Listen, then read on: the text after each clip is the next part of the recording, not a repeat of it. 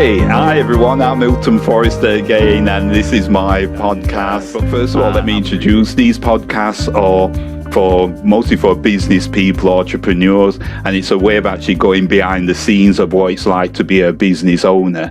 And I'll introduce Angel in a moment, but I think what I'll do is I want to be able to actually get to the point where a lot of people don't understand what it's like to be a business owner, people who are starting out in business, because there's a lot to it and there's a lot of things, a lot of mistakes what we go through as business owner, and sometimes these mistakes are what grows us, what makes us become what we are. So what I'd like to do now is get Angel to introduce himself, and then I'm going to ask Angel a series of questions. So, Angel, go ahead. Thank you. Well, first of all, Hilton, thank you very much for having me on your show, and thank you to all the audience for being here, today, listening to our humble conversation. So, yeah, basically, I'm originally from Barcelona. I've lived in the UK, and I have lived for the last 10 years in the north of Dallas, in Texas. That means like almost the center of the country. And yeah, for a living, basically what I did is I would say both corporate CEOs and established entrepreneurs, they hire me to bridge the gap globally for expansion and exposure. I would say that basically I help companies to go internationally through several sales, business development, and marketing strategies. And I started to do that 4 years ago after I left corporate America. And the reason why I did that is because I've actually started my foundation. It's called Wisdom for Kids, and what we do is we help underprivileged kids in Latin America become entrepreneurs, using their local resources. So this is Angel Ribo. I am this person, consulting business world, talking to all these, very powerful, influential people, and at the same time helping the underprivileged kids in Latin America with Wisdom for Kids. Oh, that is beautiful. That is wonderful. To say that. Especially the next generation, that's generally where my heart is.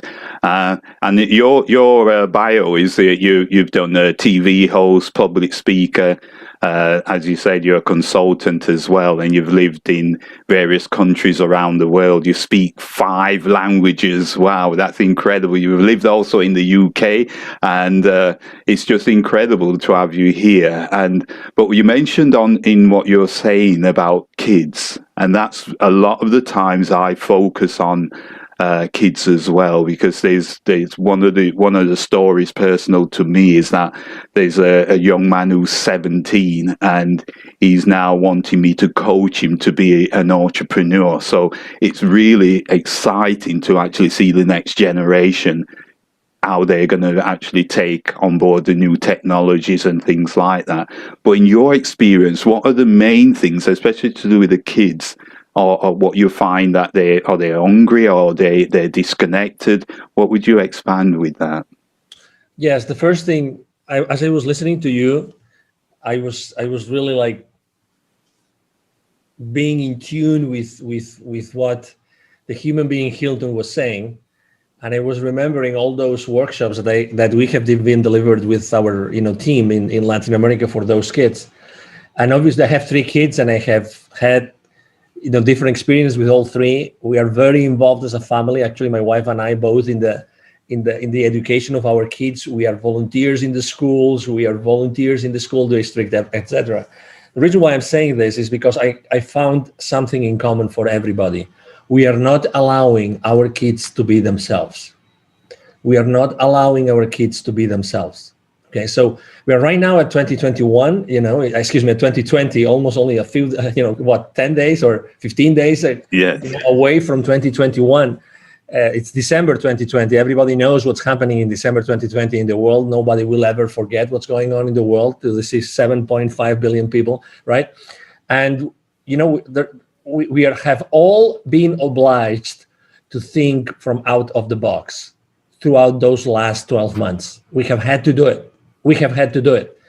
And I have realized how, from different sources, we're being pulled over. We are being asked to polarize ourselves. We are being asked to choose sides all the time. We are either with these ones, or we are at the other side. We're at this side of the political aisle, or we are at the other side. We are pro-masks or anti-masks. We are, pro-COVID or anti-COVID. We are, we are conservatives or we are, socialists, whatever that is. So, and we are not like this as human beings. And you see that on kids. The younger the kids we go and help and teach, you realize the greatness. We realize how genuine they are. We realize how they really are much closer to the real values of the human being. I'm not saying you have to spoil your kids and allow them to do everything that they want and have everything that they want. No, I'm saying we have to allow them to be who they are. We have to allow them to be who they are. You shine, Hilton, you shine with your work and with your audience because of who you are. Yes. And there's nobody out there like you. It's impossible to have someone like you out there doing the coaching work that you do and doing, the TV host and podcast host work that you do. There's nobody else anywhere in the world that can do the same thing that you do. That doesn't exist. It just doesn't exist. So, and it's the same. That's why I'm saying the most important thing that I think we have to do with kids is allow them to be themselves and make sure that we are an example for them. We spend time with them, but that, that essence of our kids, we allow them to be themselves throughout the entire education. You have kids, right? We just were having a conversation, right? We have to allow them to be themselves. Yes. As much as we want to teach them what to do or how to behave or what is good or what is bad, they're intrinsically good. Great, brilliant. It also says on your bio here, one of the areas which I want to move on to is just you've actually empowered more than 1,500 CEOs in 33 different countries, and now with the technology, where you're in Dallas and I'm in the UK in London. It's just a really exciting time how you can connect with anybody around the world 24 hours a day. And what would you say going into the next year? How I know we've got coming out of COVID now, or we still will be in COVID in the UK next year, but how was COVID for you? How did it affect you personally? Well, number one, I have to think that my thoughts about many different life things and circumstances and initiatives has changed. So this whole situation has allowed me to see things that I didn't see before. Okay. So that's why really from the bottom of my being, I have realized that this has been a blessing. I have not only lived and gone through a historical moment, but also I have realized that I have had to try to understand so many moving pieces right now all over the place with my family, my relatives, my friends, my co-workers, my employees, my business partners, everybody, my vendors. I have had to do so many different things and have to try to understand what's happening in the world. Why is this happening? What has historically happened? So had not been because of this, I would have never opened my eyes and I would have never start doing my own research on so many, subject matters, really. So okay. That's why I consider, oh my God, thanks to all this happening all over the place, I have been able to see the world from a different set of eyes. Beautiful. And that's priceless. That is priceless. From a personal perspective or from a family perspective, obviously we've had our ups and downs as any other family in the world. There's been members, really in fear for many months. There's been other members that really have been having their lives as usual, or almost as usual. So everybody has lived these circumstances a different way. From a business perspective, life has really smiled to me throughout this time. So it has been a good time for me too. Great. I think I have been able to kind of reinvent myself reinvent myself, because something else that I have learned is that whatever I do not do today, nobody will be able to do it because I am unique and the value I bring to the world is unique. So if I don't start providing to the world this kind of value, inspiration, messages, nobody else is going to do it. It will be different, and that's okay. but nobody can do the same as me. Nobody, because I am unique, you know. So that I realized, and I actually started to provide additional services that I was not providing before, because people need different things. That's a beautiful way to put it, because I think as an entrepreneur, entrepreneurs are to solve problems, and in a climate like this, there's more people in situations.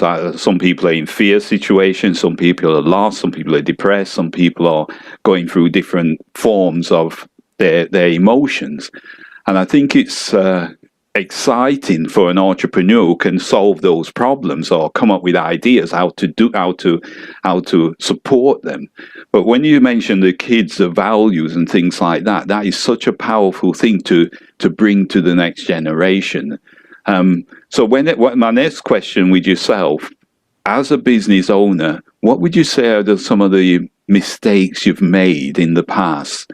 Oh, it's very easy, because, you know, when some mistakes were really painful, you know, really, really painful. I would say the first mistake I made, I remember, you know, out of the gate, when I stopped, you know, my work in corporate America. That was, you know, February 28th, 2016. It's like a sentence.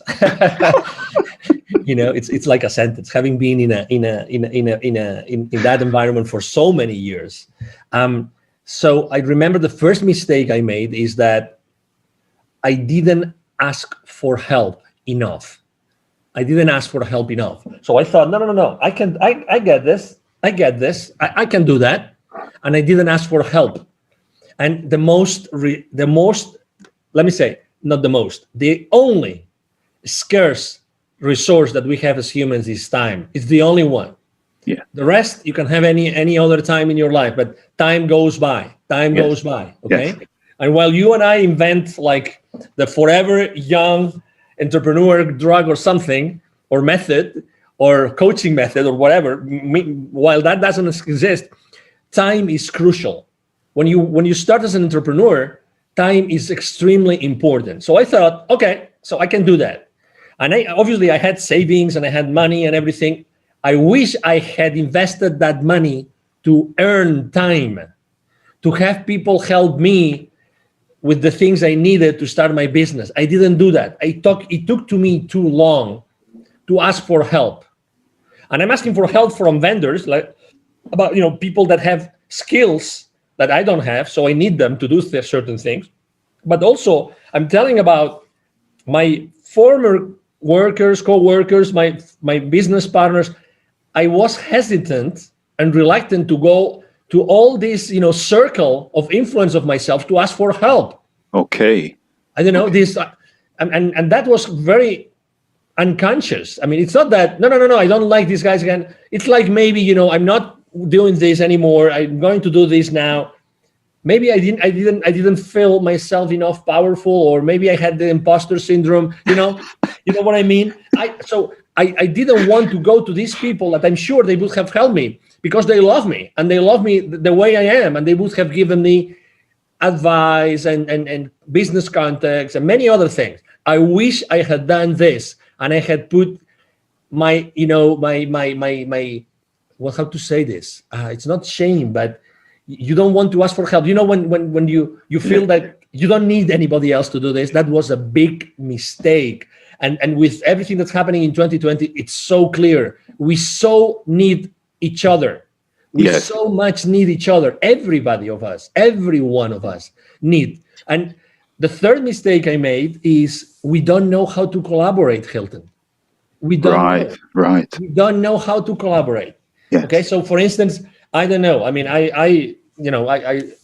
you go online and you'll see my profile and see, wow, oh my God, this profile is amazing. It has so many things and so many numbers. But in reality, if someone wants to collaborate with me, I do not want them to feel that they cannot offer me anything, because maybe my profile is amazing and my history and my experience. Everybody can provide anything. Yes. There's so much that I need for my business and to serve my audience, to serve my clients, that anybody out there from their uniqueness from their uniqueness as a human being, and as a professional, they can offer me so much. It doesn't matter how many years they have been entrepreneurs, how many years they have been working. It doesn't matter. They're just themselves, and they can offer me maybe just a connection, just someone that they know, and that person can change my life forever. So wow. I was considering collaboration like in an imbalanced relationship, and that's wrong. We have to understand that collaborating is being both of the people collaborating on the group at the same level and really wanting to share and to give, wanting to share. It does, but then there's this amazing law in the universe called the law of reciprocity. Yes. The law of reciprocity. It's not being selfish to ask in return. It's not being selfish. I don't know if it is my education, my religious education when I was a kid, whatever that was, or the limiting beliefs that came from my school or from my parents. I loved my parents to death, by the way. Okay. This shame that you cannot ask. You cannot ask. I remember when I was going to someone else's with my family, when my mom and dad and my siblings, I was going to visit some relatives. My mom would always say, please don't ask anything unless you are offered. So that is so much, and it was so much inside of me. Collaborating means asking. There's nothing wrong. And I can go to, let's say, I can go to Tony Robbins, I can go to Les Brown, I can go to any of those amazing, coaches in the world. And collaborating means that I'm going to ask them to do something for me, and at the same time, I'm going to ask something for them. So it's this quid pro quo. I like this, Latin expression. Yes. Quid pro quo. Yes. So that's definitely, those are, I would say, the top 3 mistakes I made.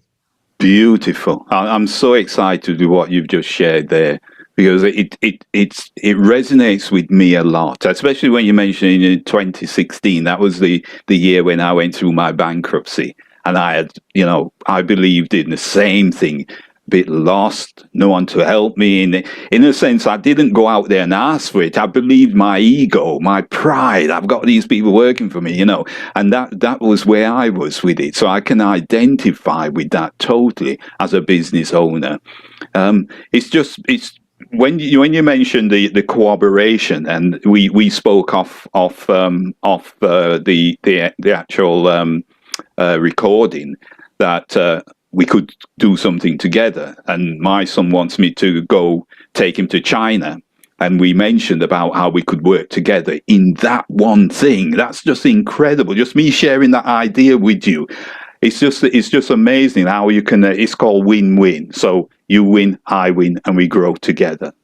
That's amazing. And I have this year, my motto for this year. It's funny how it has played out at the end, right? But it was 2 words. Why not? Wow. Why not? Wow. And I think I'm gonna keep this why not forever moving forward. Yes. Because why not allows yourself to open to possibilities. Yes. And the collaboration that he's talking about is just insane. I mean, why would you say that when I'm going to do this, I'm going to be traveling to that place, and suddenly I had this idea. I said, oh my God, that's amazing. Why don't we do this? Yes. You take that, that position, and I take that position, and we both together will do this, and we can help many people out there to unite the world. Yes. To see that things are possible. Yes. Why not? So why not? I mean, why not? That's a beautiful word. We'll figure out the details. Hilton and I will figure out the details. The question is not, can we do this that we just out of the blue came up with? No, that's the wrong question. The question is, how can we do it? Yes. Yes. It's not if we can. No. How can we do this? How can we do it? We'll talk about communication and time zones and locations, but the question is, how can we do this? Yes. How can we plan ahead of time and do this together so it benefits the world? Yes. Beautiful. That is just wonderful. And I after you explained that, actually seeing your CV as well, and your bio and all that kind of thing, and the things what you've actually accomplished, I can understand why people wouldn't reach out to you. It's kind of like trying to speak with Tony Robbins. He may have, you know, his entourage or whatever people around him, but there's always a way to get to people, and there's always a way if you want it badly enough. And I think if you're thinking about like the next question I want to ask you is that if you was actually going to start again in your career, how would you manage that? What would you think you would do differently? Oh, that's so clear. Thank you for asking me that question. It's so clear. I would have cultivated, nourished all my personal and business relationships. Wow. Forever. Like, I would have carried a notebook, a notepad with me, like part of my outfit. It would be a notepad with a pencil, and I would keep track of every single person that has meant something for me in my life, and I would keep that relationship alive forever. Wow. You can't imagine how many times I have said, oh my God, who gave me this book that changed my life? That's a true story. I was in the UK. Actually, this is amazing. That's a true story. I was in the UK, and someone gave me a book, and I don't know who gave me this book. I have spoken so many times before media about how that book changed my life forever. And I have never been able, just this small thing, right? Who gave me that book that changed my life forever? I can't recall who that person was, but I was in the UK. That lady gave me the book, and then I traveled to Latin America. And then I was at that beach when I finished reading that book, and then when I turned the last page, I said, "Oh my God, this book has been amazing. I'm someone else. I changed forever." Crazy. No, really. So, you know, there's so many. I wish right now I had this, as they say in the US, there's Rolodex, right? This Rolodex with all those connections, just to go back to them and say, "Hey, how are you? How's life treating you? You know, what can I do for you? What could we do together?" Good. That is so amazing. The connections you're more or less saying, nurturing them and keeping them with you as you're going along. That is so important. The amount of times I've met people as well, and you just sort of can't be bothered to get back to them or whatever the case may be. And what would you say is the power of the mentoring, then the coaching, in terms of that? You mean in my business or in general? In general. Well, you know, because I know a lot of people go to coaches. For instance, I had an email 3 days ago, and it was a lady on LinkedIn, and she said that her husband's lost his way a bit in his business, and she wants to give him a Christmas present. And the Christmas present, she's thinking about what to give him, and she believes she wants to give him something which is going to help him, which is a coaching session. And she contacted me and said, can I actually speak to him? And we're going to set a time to go through where he wants to get to, where he's got lost, and that kind of thing. So people come to coaches when they've got that pain, and some people come to coaches to go ahead. You know, you hear people who've got multiple coaches and that. Could you expand on that area and the benefits of that?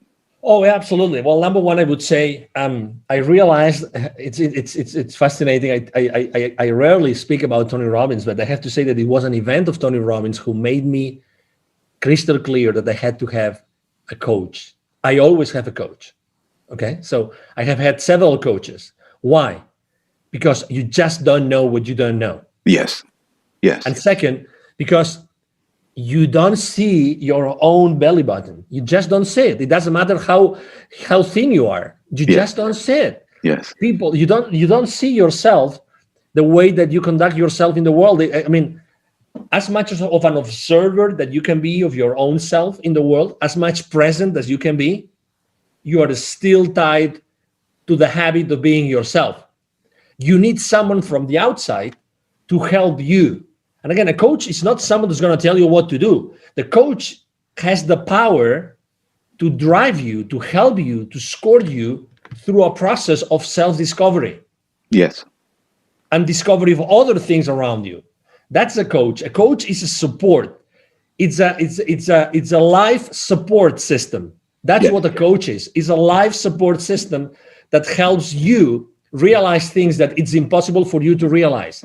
And also remember, I mean, if we were to measure, let's say March 2020, levels of fear in the world, compare if there was a fear meter, like in every single neighborhood in the world, and we move forward to December 2020, needless to say, June 2020, right? What are the levels of fear? Oh my God, there's so much fear all over the place. Yes. Because we are human beings and we develop that because it's part of our survival instinct. I get that, but we're still fearful. There's a lot, as you know, there's millions of people that live in fear. There's millions of people with their immune systems down because of the fear. Because they think, oh my God, we will never get out of this. Oh my God, I listen to the news every single day. It's not possible. I just heard my MP talking about this and that, and oh my God, oh no, yeah. I'm going nowhere. What's going to happen to my family, to my estate, to my house, to my belongings, to my properties? You know, you need an outside observer, and that's a coach. Yes. That's a coach, someone that listens. Yes. That's someone that listens and makes the effort to understand and keeps you focused and to the point. Beautiful, beautiful. That is so powerful. I've used coaches in the past as well, and they told me accountable because I can be lost and lazy, you know, and actually just to report to somebody, this is what I've done, I've achieved this. It's such a powerful thing. And there's a lot of people don't realize that is around. But when it comes to your personal kids, how have you nurtured them through your the upbringing themselves? Thank you. Well, first of all, I've that's obviously that's a great question, and that's an ongoing thing. You never finish doing that to your kids, regardless of how old they are, right? And again, you could perfectly ask me the question, what would you do differently with the kids, right? And we could be with a conversation probably for days talking just about how many things I feel remorseful that I should have done and I never did, or the things that I did that I should have never done.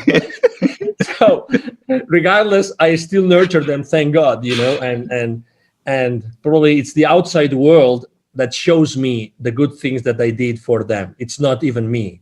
Yes. Okay, it's the other people that say, "Oh my God, he's so well behaved, or she's so well behaved. Oh my God, it looks like you're doing a great job." Well, I really don't know. Hell yes. Well, thank you. You know, but so I nurture them. Number one, spending time, obviously, spending time and not telling but listening. That's the main mistake. It's not about telling, it's about listening to them. Yeah. It's about listening, you know, and as you know, my kids are, 20, 12, and 10. And every stage every age needs different things. Yes. So I have to nurture them in different ways. I always will have to inspire them. I will always be there to listen to them. I will always be there to say, okay, so that's what I would do if I were you. But if you want the advice, or if you don't want any advice, tell me, how can I help you? What can I do for you? You know, and again, they don't know what they don't know. But most of the time, as you know, kids don't want to listen. Yes. To their parents, right? They'd rather listen to their best friend. Maybe if we are lucky as parents, they will listen to their teachers. If we are, if we are lucky, right? Or maybe they will listen to a priest. Maybe. Yes. That's the course of our lives, right? And we do that, and we go to church, blah, etc. But I think that it's being there to listen, and actually, I think that we should become coaches. Yes. Parents should be coaches. Yes. Parents should be coaches. There should be like a course.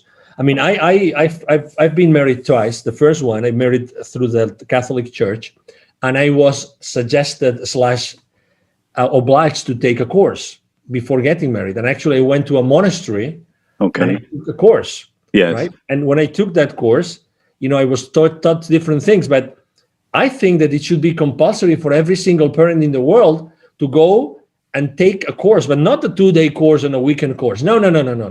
You have to go at least through a 1-year course led by parent coaches, Okay. Parenting coaches, no, honestly, that should be compulsory so that you learn with quizzes, with tests. And if you fail the test, we'll see what we do with the kid. No, really. Because Yeah. as you know, I mean, if we screw up with the kids, it's not because of the kids, it's because of us.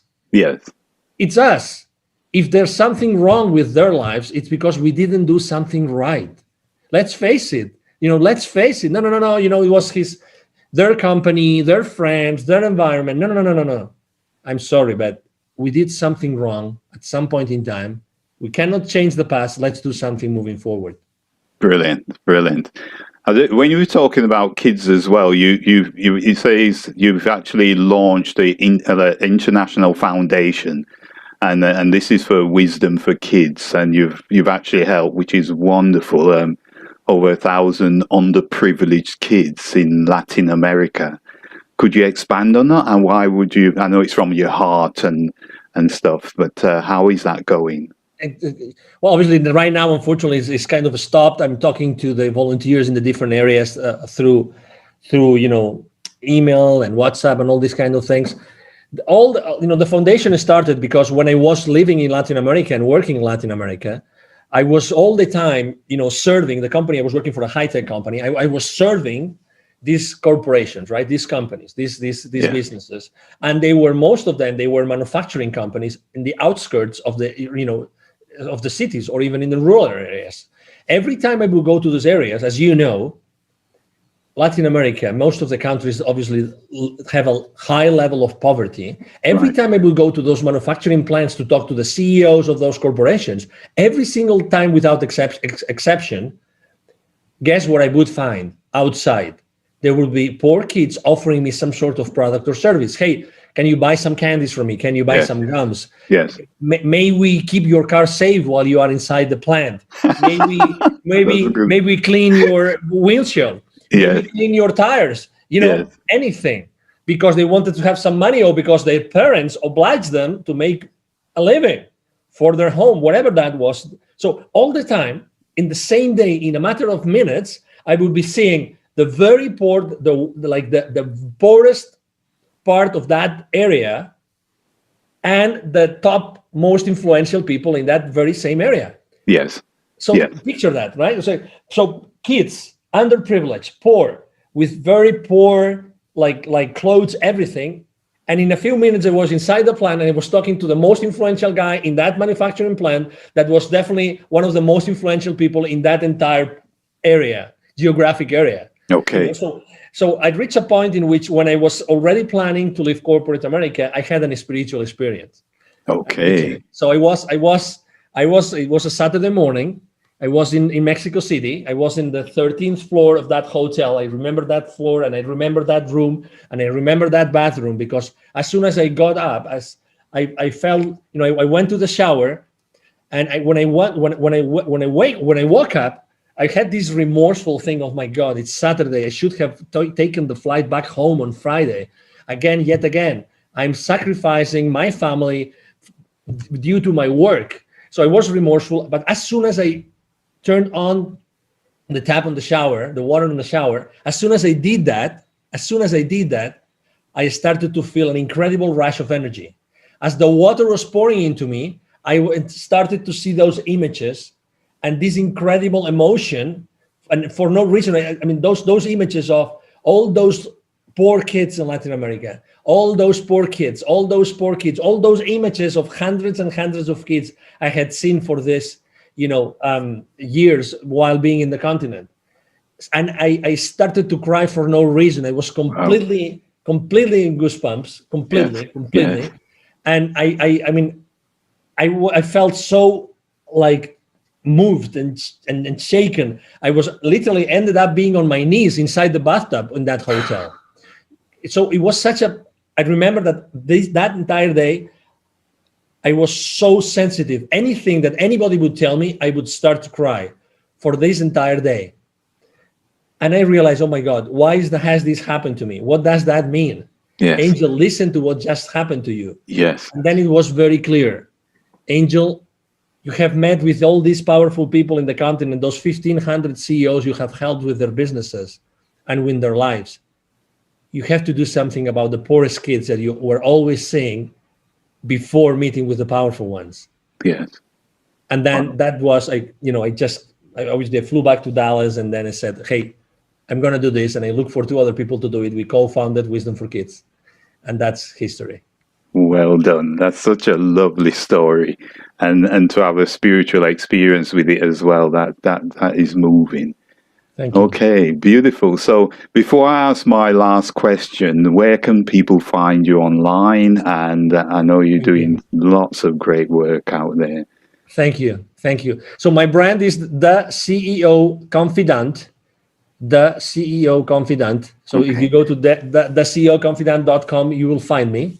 Okay. I'm very active online. You will easily find me on LinkedIn, the professional network, the network that you typically use for, when you're looking for a job. You look for Angel Rebo, the CEO Confidant, and you will find me there. I post every single day. I post business, but I also post a lot of personal stuff, because we are human beings and we do personal stuff, right? So that's the easiest way. If you want to send me an email and I respond to all the emails, my email is very easy. It's Angel, ANGEL, Angel, again, ANGEL, Rebo. Rebo is RIB as in boy, O.com. Angel@angelrebo.com. That's the easiest way to find me.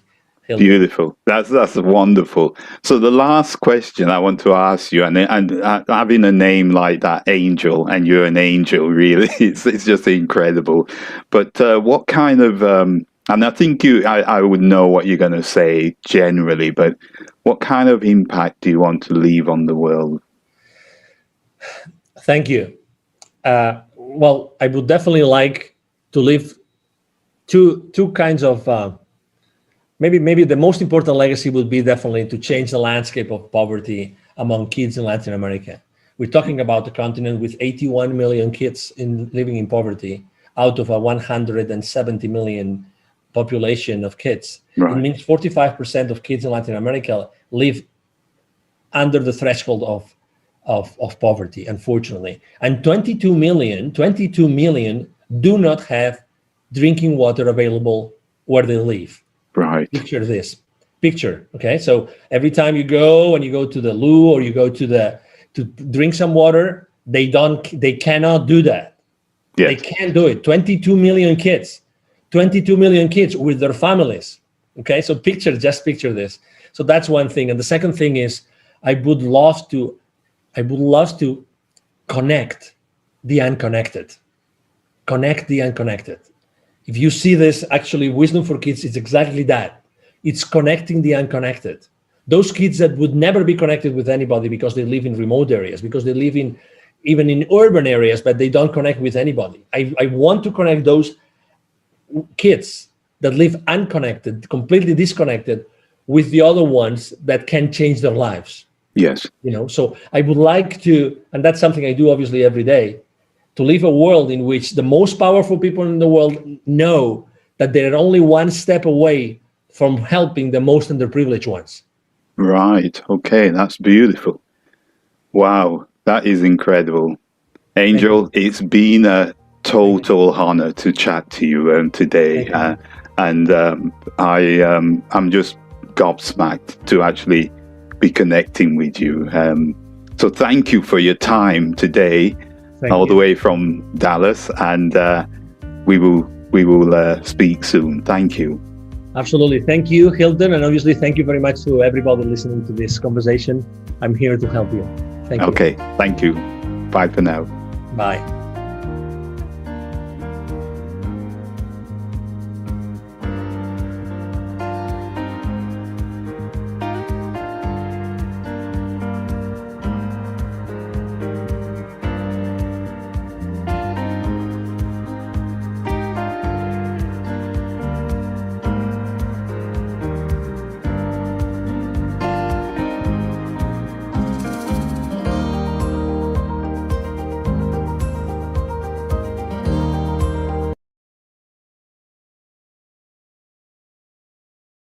Thanks everybody for joining me on Grind, Sell, and Elevate this week. I sit down with Angel Rebo, who is the founder of the CEO Confidant. After many years traveling the globe doing B2B sales, Angel jumped out on his own to start helping CEOs personally and professionally with their processes and strategies after seeing a need with working so many in his corporate career. He is also the founder of Wisdom for Kids, which is a charitable foundation that helps underprivileged kids in South America. We had a wide-ranging conversation. Angel is very passionate about helping businesses. Small to medium is his particular niche where he really helps those CEOs elevate themselves and their company to the next level. So I hope you enjoy this conversation.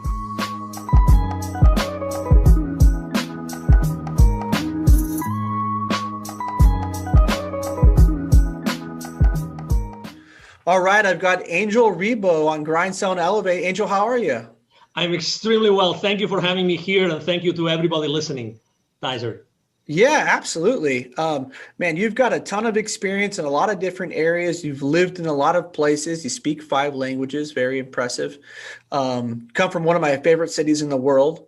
I've been to Barcelona, but I don't want to be the spoiler. I want you to give a little context and background about who you are and what you do, and kind of how you got to where you're at. Yeah, thank you. I would say that one of the questions I've asked myself throughout my entire life has been a very simple question, which actually it was the question I decided to make the motto for 2020. It has only 2 words, and it's why not? Why not? So throughout my entire life, I was the son of, a family of 4, like lower middle class in Spain, blah, blah, blah. But my mom and dad said, you have to learn foreign languages. You have to learn French and you have to learn English. So after high school, I was able to fluently speak English and French and go to any country speaking those languages and being able to defend myself, right? So that started definitely, that defined myself. So fast forward, I ended up here in Plano, Texas, north of Dallas. And what I do for a living, so people know me because of 2 reasons, mainly for 2 reasons, besides being online all the time, is number 1, because I help both corporate CEOs and established entrepreneurs to bridge the gap globally for expansion and exposure. That means that I help them to accelerate the growth of their businesses through different strategies and tactics related to business acceleration, or acceleration of their growth of their companies. And I'm also known because at the same time I started my own business 4 years ago when I left corporate America. I started a foundation. It's called Wisdom for Kids. And what we do is we help underprivileged kids in Latin America, to become entrepreneurs using the local resources. And that I started because I lived in Latin America for many years. So I saw the poverty there. And I said, hey, if I'm not doing it, who's going to do it? Why not? Why not doing it? If it's not me, who's going to do it? Who's going to help out those kids? You have kids. I have kids. Many of us have kids. And who wouldn't like to leave behind a much better world than the world that we found? That's why I started it. Yeah, no, it's beautiful. I think that there's a lot to be said for what you're doing. A lot of people are always like, yeah, there's this issue. Hopefully someone takes care of it, instead of realizing like, well, shit, that person could be me. I could step up. I wanted to get your take. I know you're from Spain. We just talked about you live here in the States. So why Latin America? I mean, there's lots of places in the world, right, that have poverty. People don't get right education, right type of food, water. So why there? Yeah. Number 1 is because I was working for an American company in London. And I was sent to Boston to take a sales boot camp in 2001. And I was reading a book, literally. A friend of mine in London gave me a book, and I was reading that book. It's called The Celestine's Prophecy. If you have not read it, it's a powerful book, The Celestine Prophecy by James Redfield. And I finished reading the book after a few days of vacation I took after my sales boot camp. And at that time, I was in Latin America in vacation after that sales boot camp. And I said, oh my God, there must be a reason why this amazing, beautiful book that I've enjoyed so much to read, I'm reading it in Latin America. So I think I have to come here. So I went back to London. I asked my managers, can you please send me to one of your offices in Latin America? Could you send me to one of your offices? Obviously, being a Spaniard, there's this cultural affinity between Latin America and Spain. So I ended up working in Mexico. Only after three months later, I was already in Mexico City, running the company office there in Mexico City and doing business with Central America and Mexico. And that was the starting point in which I started to be seeing encountering living with poverty around me every single time I was going to visit a client. Every single time I had to serve one of my clients to close a specific deal for the company I was working with, every single time I was going to a manufacturing plant that was in the outskirts of a city or in a rural area. And guess what? Every single time I was parking my car there were people, there were kids saying, hey, could we wash your windshield? Could we keep your car safe? Would you buy some gum from us? Would you buy a bottle of water, whatever that was? So in a matter of minutes, I was like outside those places, meeting with all those people living in poverty, those children living in poverty. And in a few minutes, I was inside a manufacturing plant, talking to the CEO, who was probably one of the most influential person in the area. So I would see this contrast every single time. So I became so sensitive about, how in a matter of minutes or seconds you can be with extremely wealthy and powerful and influential people, and you can be with completely underprivileged, no drinking water, no basic needs fulfilled kind of children. And that's why when I left corporate America, I said, I have to do something about it. Because if it's not me, who's going to do it? Right.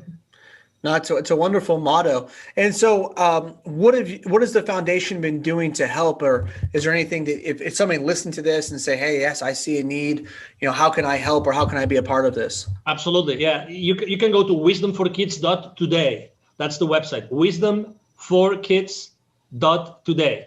Basically what we do, and I love to do that. We teach entrepreneurship to kids in a very unconventional way. Okay. Because I think that we have to use new ways to inspire children, and to inspire people every time we can. So we actually developed a workshop in which instead of using a whiteboard to teach kids, this is what you have to do, and this is a step 1 and 2 and 3. It's a workshop. It took to us almost 2 years to develop it because we have 3 different age groups to make sure that we engage with the kids and the kids engage with us. So we connect with them at an energy level. Like we start the workshop literally dancing. We put a very powerful music and we start dancing. And the kids don't know me, don't know the volunteers, don't know anything about us. But guess what? They are kids. So what do? They start jumping up and down much more than us. They love it. Yeah. And then you see their smiles in their faces. That's who kids are. They might be, living in a I don't know, in a hut, or they actually have to deal with dirt. They don't have drinking water. But when they get to the place where we gather them and we start having this, jumping up and down in a song, they become who they are. They have no masks in the sense that they don't have to pretend to be someone that they are not, because children are genuine. Yeah. We still have not been able to, we still haven't been able to how to say this without using the word screw up their lives, right? As society, right? So they're still genuine. They really want to have, a joyful life. So we connect at that level in the very beginning of a workshop. And from there, we dance, we play games, we sing together. And we even meditate. We use neuro-linguistic programming very, very, very specifically because we really want to make a difference. This is the starting point of our journey with the kids, which is making sure that they understand that they are worth much more than what they think, that we help them increase their self-esteem, and that whatever they do in their lives, it's going to be all right. They need this reinforcement that regardless of where they are, regardless of what their status is, regardless if they are being tutored by someone, they are in a foster home, or they don't have a parent, maybe, whatever their situation is, whatever the circumstances, they still have a clean slate in life. They can achieve anything. They can do anything. And that's what we focus on the first stages of our journey for the kids, making sure that they know and they realize that they can do so much more and they can become whoever they want to. Yeah, it's wonderful. I think probably, I mean, it's wonderful that you're doing that for children that are underprivileged, but man, that sounds like most kids need to hear that message. I know it's something I've talked about on the podcast before, that I'm really conscientious, and so is my wife, with wanting to make sure that we empower our children, to let them know that there aren't limitations. I actually had a guest on a couple of weeks ago that he specializes in helping salespeople using NLP. So I'm a little bit familiar now. But it seems like it's a super powerful tool. And if you can start to reconstruct or rewire their brains at an early age to see that there's no limitation, because so many, as you know, and I'm sure that's some of the things you probably help CEOs with, even people that are at the highest levels of business, they still have self-limiting beliefs. Oh, absolutely. Right. Yeah. Yeah. We all have limiting beliefs. It's just the nature of the beast, right? That's who we are. And then if you follow, I mean, you are blessed enough. I still remember a conversation on a podcast, an interview, that someone asked me, so what would you recommend this specific CEO? And they gave me a specific example, right? And I said, having kids as soon as possible. That was my answer. Having kids as soon as possible. Because when you have kids and you really devote time to your kids, you are completely into a different position. You are completely into a different mindset, right? Because, you know, they are your jewel, right? They're your treasure. You want them to be brave. You want them to be able to, to live in a world by themselves. They want them not to take anything by the face value, but they make their own research. They want to, that's all the things, all those beliefs that we have, and we try to do the best with our kids, right? That's who we are as parents. But I really believe two things. They might be a little bit unconventional or disruptive, but I'm still going to say those two things, Tyser. Sure. Number one, I think that the children pick their parents. I really think so. Okay. I think that kids pick their parents. And second, I think that also the parents have to learn a lot of lessons from the kids that we have. Yep. I really think so. So I think it's a two-way street. Mm-hmm. I really think it's a two-way street. So when we have in front of us the responsibility and the duty of raising kids, we actually have to think about so many things, and we have to sacrifice so many things, and we have to think out of the box. So how am I going to support my kids in a way in which they feel loved and secure, but at the same time, I don't want them to say yes to everything. I don't want to take anything and say yes because someone else said it. No, I want you to take your own decisions. I don't want you to go down the route of drugs. I don't want you to. It's up to you. You decide what the route is that you want to take in your life. I want you to be happy, right? But you have to decide what happy is for you. So all those things, oh my God, we are mentoring our kids and we don't have a manual. No. Right? And we don't, if we ever lived before, we don't remember whatever the experience was if we lived before in another incarnation, whatever it is, the beliefs that everybody has. So what I'm trying to say is that, okay, we loved our partners, we had kids with them, right? But now we have the real thing here, which is kids that have to be raised the best possible way, right? The best possible way. So I believe that this is just an example of very obvious, and that's why it's so important to really live close by. And that's one of the reasons I left corporate America, to make sure that I was with my kids and I was able to spend a lot of time with my kids and learn from them, really literally learn from them, and not tell them that you have to do this and this and this, but, learn from them and being able to just live the life with them, just be on every single circumstance that life brings to us to learn together. That's what we have to do. And right now, as you know, this year has been extremely challenging for the families as a whole, right? For the kids and going back to school and all these things, have been complicated, but still, we are there to be their example. We are there to lead them. That's why it's so important. Yes, so to your question, absolutely, we all have limiting beliefs, no matter where we are. And you don't know the circumstances behind a CEO being a CEO of a large corporation. You don't know how he reached that place or she reached that place, right? We don't know how they did it. Obviously, they all have limiting beliefs. And most of them actually, obviously, they look for help, and they will look for an outside pair of eyes that can help them in their journey, whatever their journey is. Right. And so that's where you come in as the CEO confidant, right? To try to help to reconstruct, help them to grow their business, grow their skill set, grow their minds. So basically, you're a CEO coach. Now, do you see a common? I like this analogy of looking at or the constructs. I just read the book Outliers by Malcolm Gladwell. I'm not sure if you've read that, but fantastic book. And do you see a common thread or theme among CEOs of companies?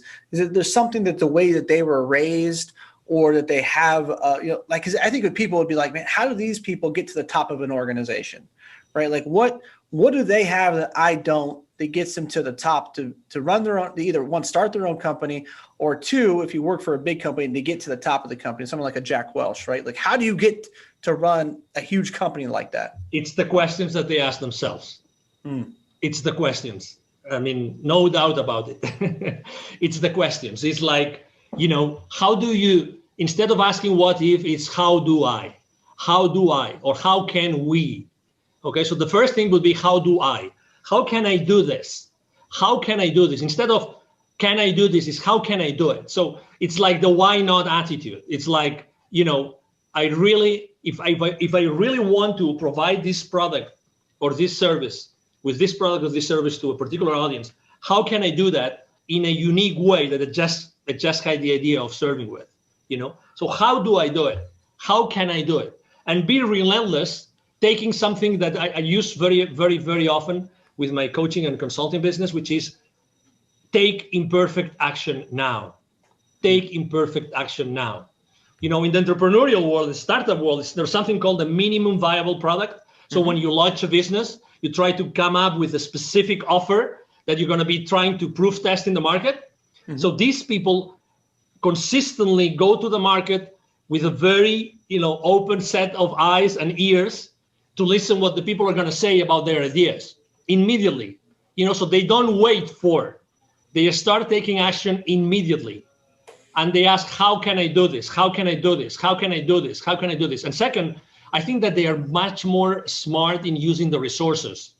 Okay, we have been brought up, and that's something I'm fighting for with my own kids' education, which is collaboration. Collaboration.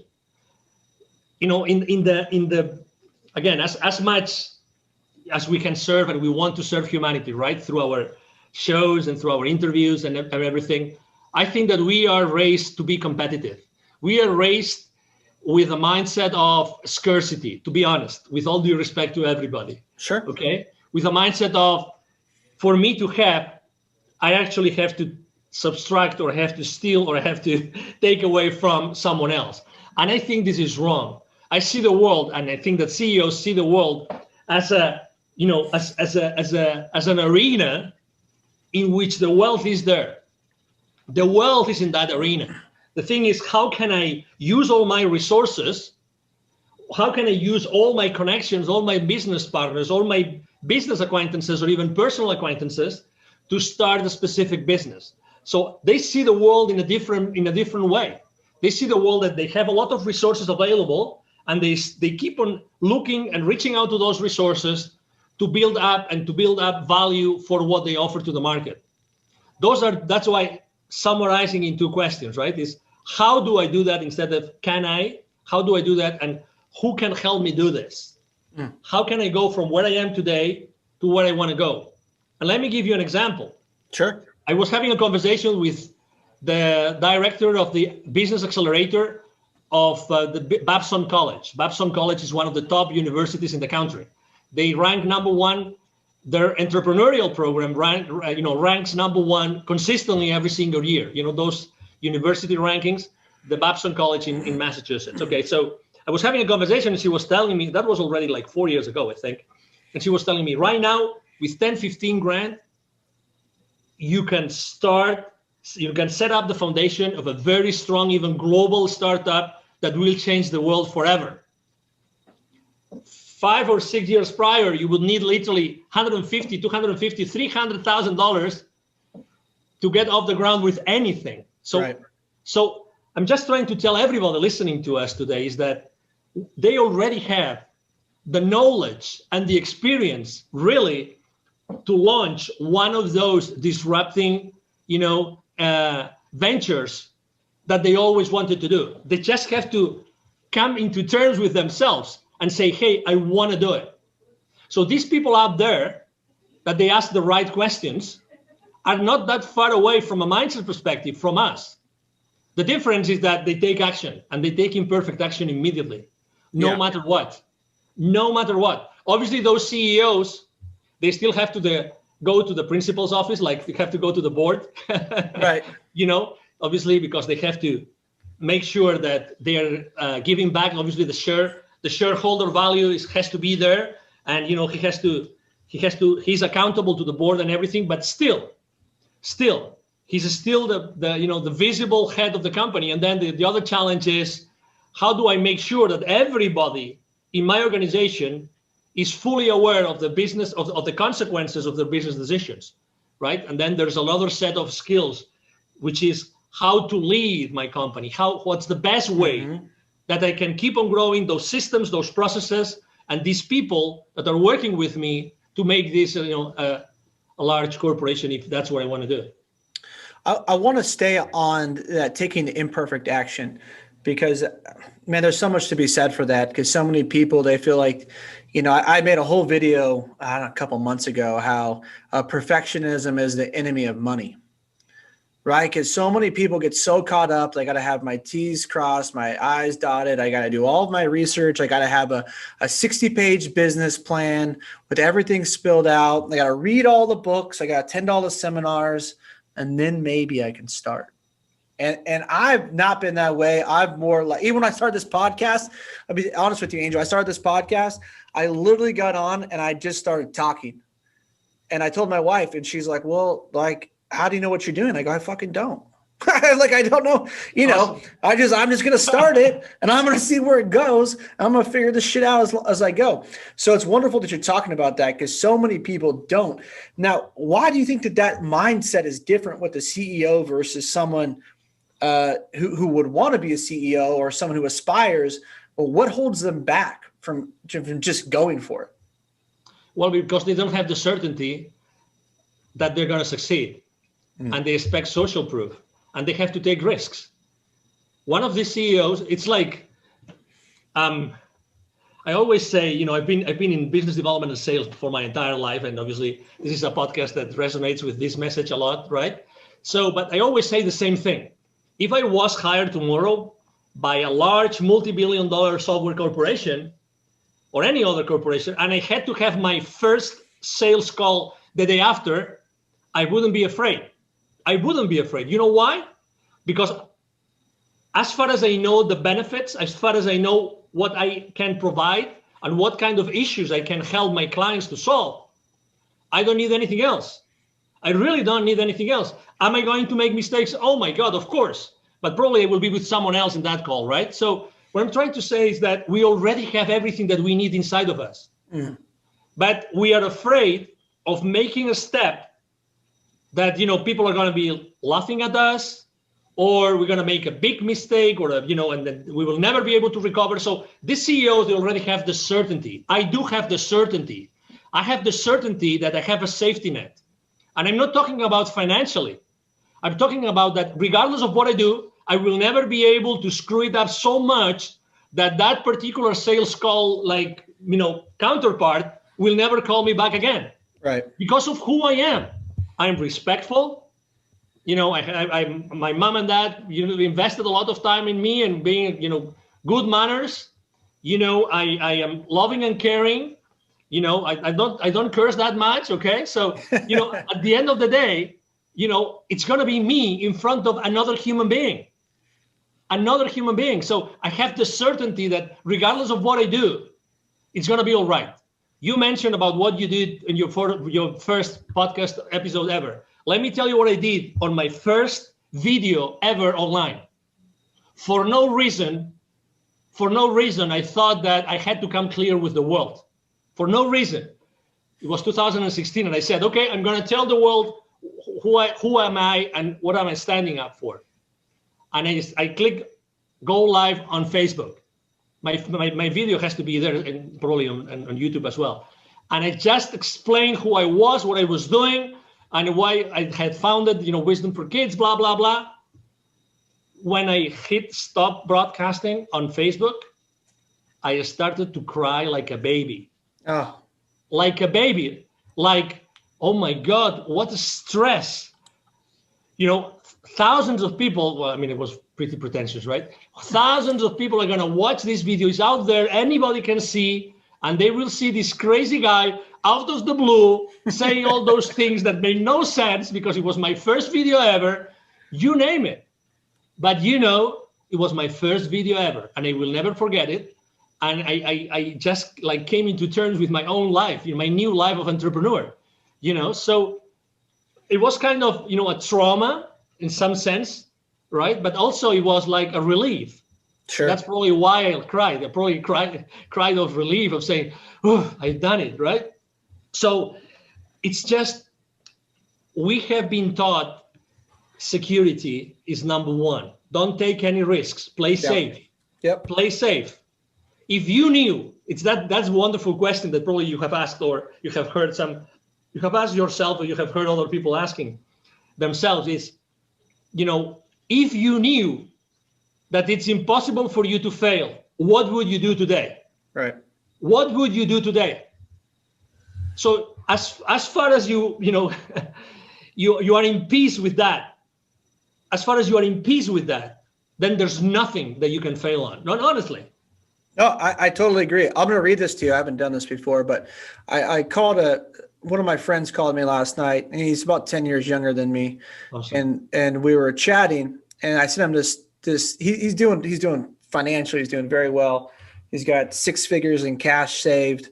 He's killing at his job. And he called me, he goes, hey, my dad told me this, my friends are telling me this, and I feel like I'm not doing well enough. And, this is kind of where I'm at. And so I texted him this morning. I said, hey, I'm super proud of you. Incredible. You've saved X amount.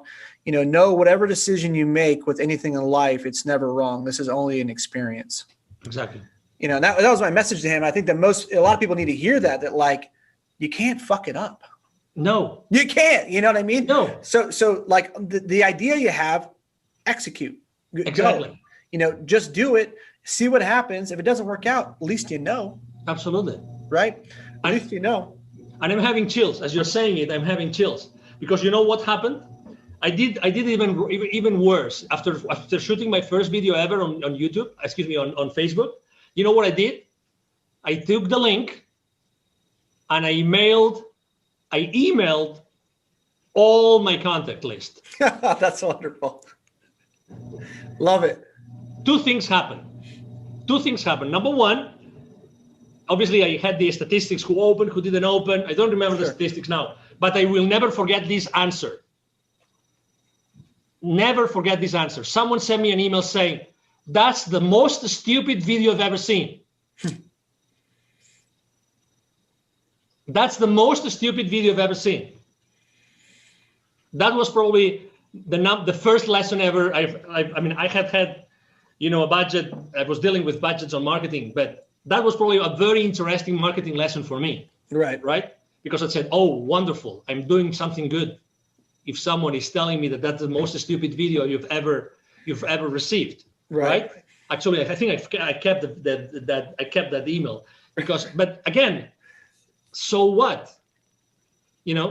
Obviously, if I was judgmental, I would have answered to him, have you ever shot a video yourself? Can you please show me how many times have you done this?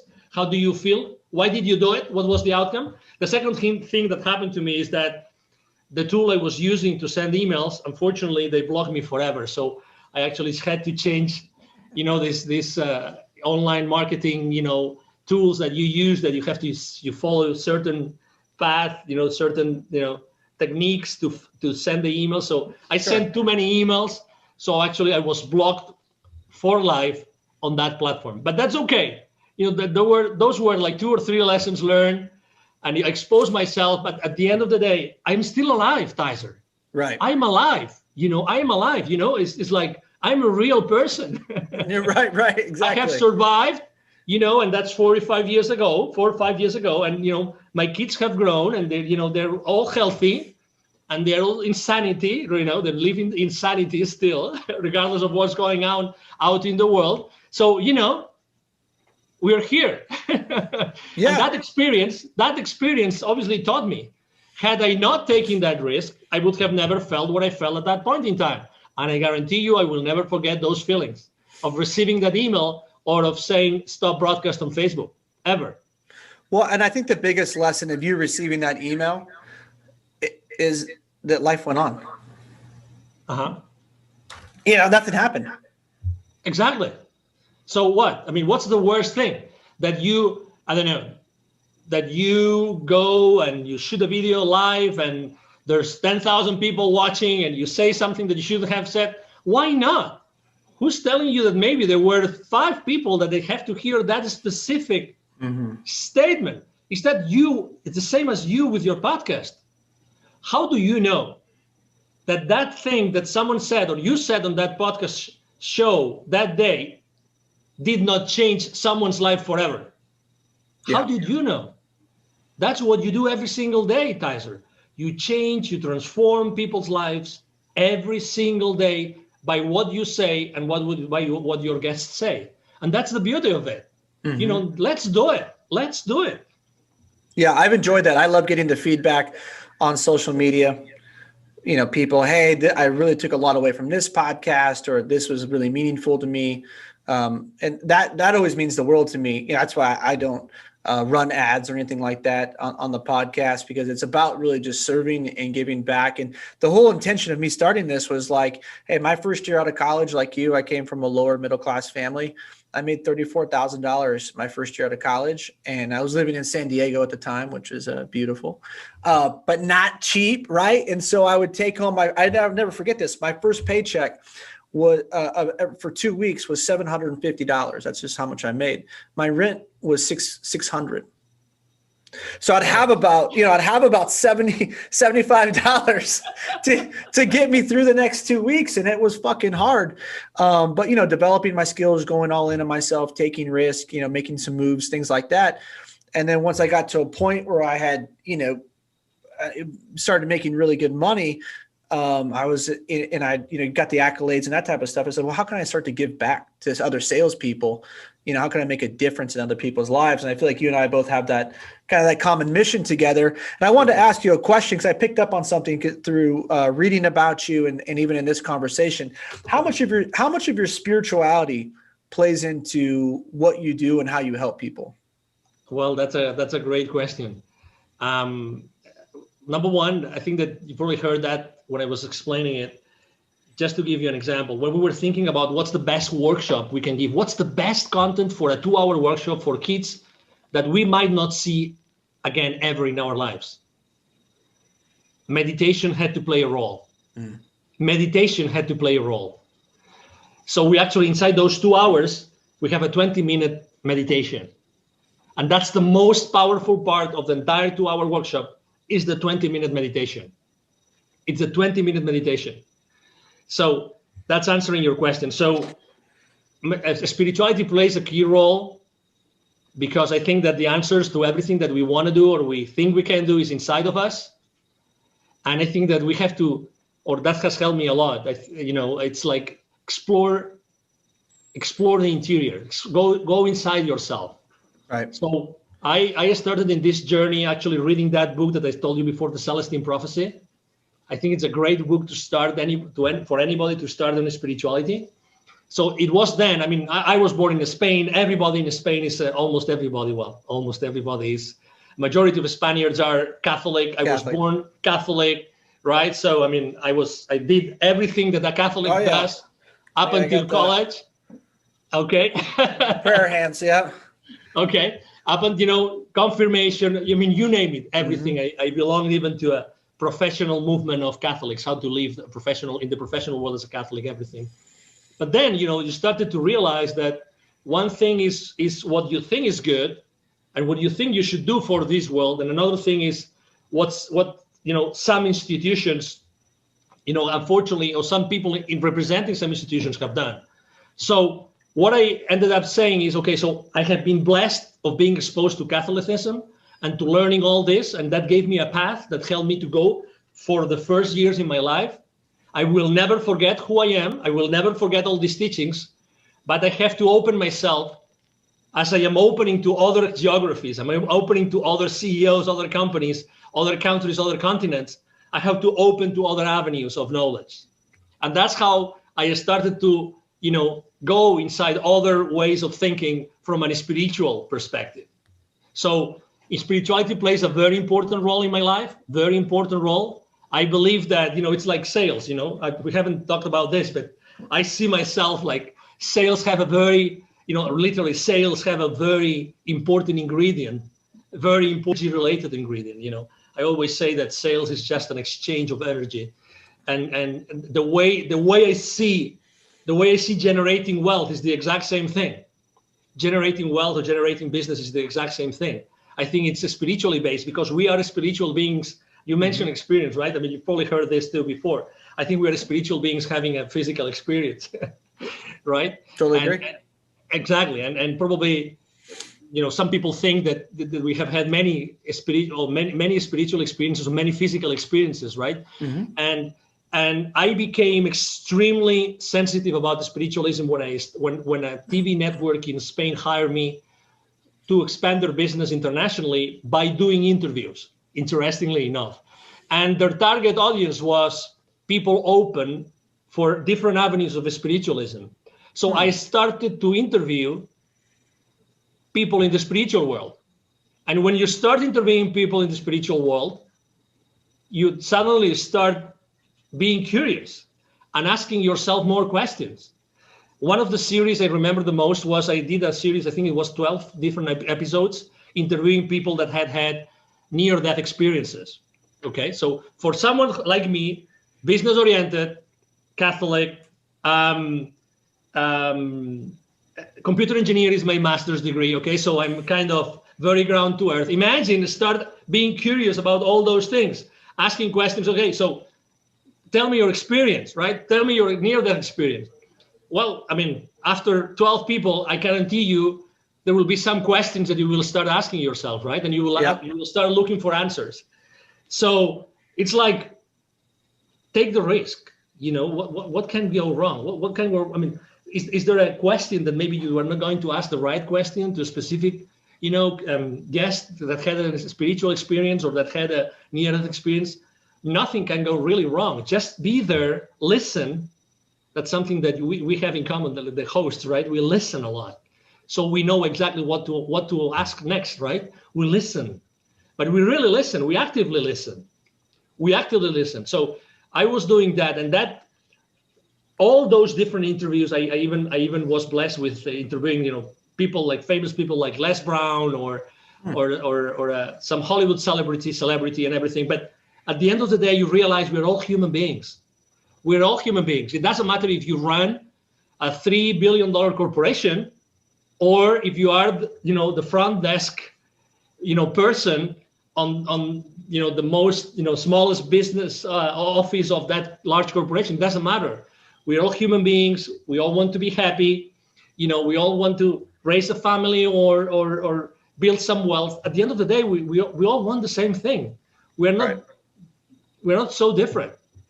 Yeah, no, I totally agree.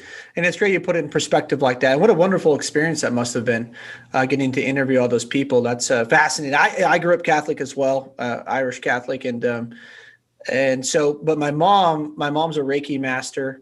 And she was someone I grew up watching meditate every day. And so I first got exposed to reincarnation and whatnot when I was, 14, 15, started, going and listening to mediums. So I was always been super open-minded, and I love that about my mom was just like, hey, take what you like and leave the rest. Right. That's what you just have to find your own truth and let it resonate within you. But the most important part, doesn't matter what you believe in, as long as you know why you believe in it. And you're open-minded to other people having their own experience, even if it's different from yours. Now that's one of the things I wanted to ask you. So when you're working with the CEOs and you're helping them find maybe some problems within their business or reconstruct their business, do you ever suggest to them, hey, you seem a little stressed out, seem like you got a lot on your plate. Have you ever tried meditating? I mean, do you talk to them a lot about that, or is it just kind of purely just dive in and here's a marketing agenda. This is what we should be doing. No. Actually, it's funny because eventually my clients ask me, I mean, I start typically with consulting or training, and then they ask me to be their, their confidants, or they ask me to be their coaches because of that, because of the questions. Because, I really believe that coaching is much more powerful than consulting. Yeah. I can share my teachings, I can put my eyes, I can try to analyze on their behalf, or helping, develop business in a particular new geography, expand their business internationally in some place. But at the end of the day, what really helps me, what really moves the needle for them, is that they embrace those teachings, they embrace those lessons, and they become part of their daily life. Mm. Okay, so are they open? Do I suggest that to them? Of course I do. I ask them what they do. I ask them what they do. Maybe some of them, they do, paragliding, or some of them do, so sure. Obviously everybody has been raised, going back to education. That's why kids are continuously in my life. Like, regardless of what I am, kids are continuously present, because what was that person exposed to? Again, don't be judgmental. Just try to understand people. That's why I think spiritualism helps us understand people, without prejudices. Right. Any sort of prejudices, help them, or helps me understand them. When they feel understood, then they open to other possibilities. Yeah. But you have to reach that point. So I think that that CEOs more and more and more are open to do other things they haven't done before, but they have to see the value. They have to see the value. Once they see the value and they see the results, typically their CEOs are very results oriented for obvious reasons, right? Very specific, very clear on what they want to measure, right? So that they can manage properly. Yes, they are open, and more they are open to do that. And well, we are more and more isolated than ever before. 12 months ago, we would meet with many more people, much more often. Right now, unfortunately, there's things that we cannot do so much, and things that unfortunately we have to abide by, and so social interaction becomes more and more needed. I would say social interaction becomes more needed among everybody in the corporate world. Yeah. And I really want to hone in on a point that you made, because I think a lot of people might have missed it. But talking about, CEOs are, results, target, goal oriented, right? But you can't ever get to your results, your target, or your goal, whatever you want to call it, unless you have the right habits instilled. And you talked about, what I got from that was the process. And it's making sure that once you have the right habits in place, it'll facilitate the right results. And a lot of people don't take account of their habits, and then they don't get the right results. And so sometimes they may need that 20-minute break of meditation. And I think that's even with children, it's getting them to have to, at a young age, start to be conditioned with the right habits, with the right mindset. And then it opens them up to all kinds of possibilities. And so I just kind of wanted to go back to that. And is that something that you work on a lot with them, is how to structure a day, routine, habits to build strength upon? I think that's a great question. I would say that people that have reached that level, they already have developed very strong habits, very strong habits. The space that spirituality covers in their lives might be covered by something else. But still, to your point, yes. Obviously, building additional habits takes time. What I typically do is, I think that besides the habits, I don't think that's the main blind spot I see in companies, more than the habits of the CEOs, is more, are they measuring the right things? Are they measuring the right things? And are their employees, their teams, everybody, not only the ones that report directly to them, not only the leadership team in the companies, but everybody, are they really aligned to what he stands for? Yeah. That's the most important thing. Because at the end of the day, as a person, as an individual, as a CEO, that's how much you can do, right? You are one person. So you have to rely on something, and you have to put in place something. So that's why I think that obviously I help entrepreneurs, or I help like startup CEOs to go to the next level, changing habits. But once you reach certain point, I help them to manage some conflicts which arise in their families, in their personal lives, etc. But typically, I find blind spots more on how to deal with the rest of the company, with their teams, but all their teams. It doesn't matter if it's a 20 employee company or if it's a 5,000 employee company. It doesn't matter. The thing is, how do we all together, we start doing this and we start delivering value to our clients consistently? That's a point that we miss consistently, as very often. That's why, again, going back to the kids, how many classes, how many periods do your kids have on collaboration? You tell me. How many? Yeah, 0. In collaboration. Just in collaboration. Maybe a little bit in PE. That's about it, Exactly. Yeah. Exactly. And you are a coach, right? So you understand the power of synergy, you understand the power of passion, of enthusiasm, of having a manager. How important is a manager to your team? Yeah, no, it's really important. I mean, it's like he might not be, right, or she might not be maybe, making or throwing the balls, right? But he or she, they are very, very important for the rest of the team. So there's we cannot just rely on a very small group of people, not just on the leadership team. The thing is, how do we make that every single person in the organization fully aware of the consequences, of the impact of their business decisions? And that's typically what I work the most. Helping the business leaders understand and impact that side of their business. Let's make sure that your entire organization is mostly aligned to what needs to be done. Right. To eventually provide the shareholder value that your shareholders want, because they invested in you, right? So you are obviously reporting to this board because you are also reporting this value that you have to bring back to the shareholders.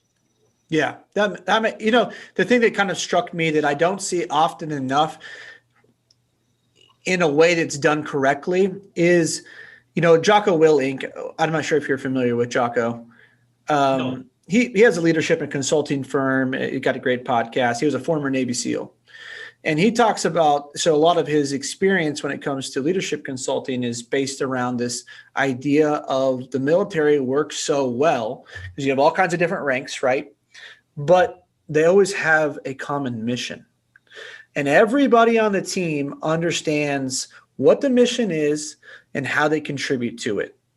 And so often, like corporations and companies, it doesn't matter the size, just don't fucking get that. They may have some fluffy mission statement out there that 80% of their fucking employees don't even know. But I think that if they really honed in and had a viable mission statement that people knew and people could buy into, and that they could all get on the same page, understand how they're contributing to the mission. It sounds to me that's kind of like what you do. You make the mission evident to people, right, across the entire organization. Let me tell you something. Not only they have these fancy missions in the main, meeting room or, the front desk, the hallway, whatever, they make their employees to learn it. Yeah, I know. Yeah.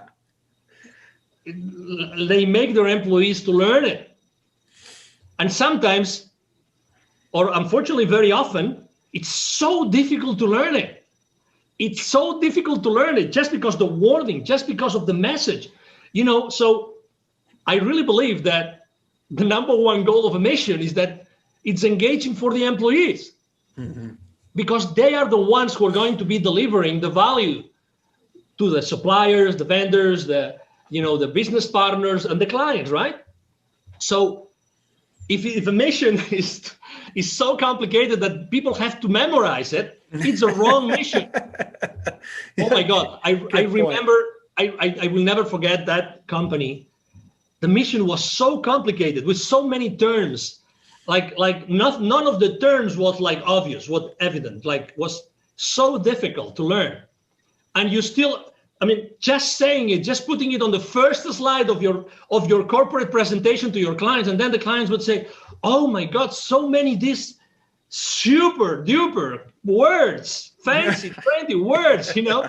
Okay, so how does that 30,000 feet mission help us to have a better business? Right. You know, no client asked me that ever. No potential client asked me that ever. But to be honest, I don't know what I would have answered, to be honest. So that's maybe just a piece of advice. You know, whenever you drive the process of you know, crafting a nice, a mission statement, please make sure that your employees have a lot to say and they really feel comfortable, and it's easy to memorize. Because if it's easy to memorize, it means that they will be continuously focusing on that mission when dealing with anybody else outside the corporation, not only inside. Right, which is the most important part, right? Because we're all trying to get to the common goal, the common objective, whatever that may be, whatever the mission is. You want everybody driving towards that every single day with, you know, intention and empathy and love and thoughtfulness, right? I mean, that's what we're trying to do, is we're trying to serve the other people. Hopefully that's what we're trying to do. Angel, a couple more questions for you. Do you have any success habits or any habits you would recommend to entrepreneurs or salespeople, things that have helped you become successful? Yeah, we've talked about this before, but it's definitely my mantra, because it makes a big difference, immediate big difference in anybody's business, which is, as I said before, take imperfect action now. You know, that's my mantra. Take imperfect action now. That's the first thing. Hey, if right now you have had to pivot in your business, you have had to reinvent yourself, or you're thinking of doing it, just take a step forward, put some additional value in the market, look for potential clients of yours or friends or whoever, and just start working on that additional value that you want to bring to the market. Take that imperfect action now. Don't be afraid of the consequences. Just do it now. Start interacting with your potential audience. As I said before, I see the world. It's funny that your mom was a Reiki master, right? So I see that the world in terms of energy. For me, everything is energy. You're right. It is. Well, it literally is. It literally is. Exactly. Yeah. It literally is. So if everything is energy, so there's a relationship between the energy that you use and how you use it. Start using it now. Don't be afraid of anything. If anybody else is judgmental, ask yourself this question: are they going to pay your bills at the end of the month? Tell me, are they going to pay your mortgage? Are they going to pay your electricity bill? Are they going to pay your water bill? You tell me, are they going to do it? They are not. They are not. So keep going, test whatever you have to test. And, you know, I think that's a great time for pivoting right now. Basically, because, as you know, the energy of the planet has changed. Right. There has never in history of our lives, right, regardless of our age, we've never lived in a place in which there's so much fear, ever. Right. Yeah. Like it or not, it is what it is. You know, let's not be, you know, judgmental. It is what it is. There's a lot of fear out there. So there's a lot of consumers, and obviously corporations are also made up of consumers and human beings like you and me, Kaiser, right? So they have changed internally. We have to speak to them. We have to speak to them. We have to tell them that we know where they are. We have to tell them that we think that we know what they want, and what we can offer to them might be of help to them. You never know. Again, we don't know if just this statement has changed the life of someone forever. We don't know. And that's why we're here for. You know, we're not making money out of this. We just are having a conversation of two human beings that have had completely different like stories and lives and experiences, right? But they happen to be together right now creating something new, because I believe that interviews have a life of its own. They are alive. I think that interviews are alive. That's the power of a conversation. They are alive and they adapt even to our audiences, even if you don't have any interaction right now or any feedback from the audience, but you will obviously have it. So then that's the beauty. So take imperfect action now and don't worry about anything else. Open yourself to opportunities. I have a multimillionaire, you know, a friend of mine who made an exit of $850 million. And he always says, the most important thing, just thinking about it, right? He always says, the most important thing in life is to have options available. Options available. just think about this and ask yourself, do you have enough options available today? Yes or no? If the answer is no, do something about it now. Make a phone call, walk, ask, anything. Change the course of your day right now, and you might be changing your life forever. Love it. That's great advice.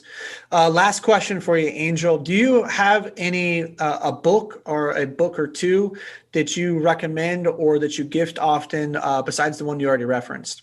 Yeah, besides the one that you already referenced, I would like to recommend. There's a book of someone that I really, I mean, it's like the ABC of business. Every single business owner in the world should read this book. It's so obvious, but it's so good. It's called The Baker's Dozen. And the author is Neville Joffe. He's originally from South Africa, but he lives in Canada. And his prior book was actually Climbing the Kilimanjaro. That's the kind of guy he is. Okay. He climbed the Kilimanjaro. So it's about, the Baker's Dozen is about basically the 12 recipes, the 12 business principles that everybody should be aware of to conduct a proper business. So it basically talks about how to become aware of the financial consequences of every single business decision that you take on your business.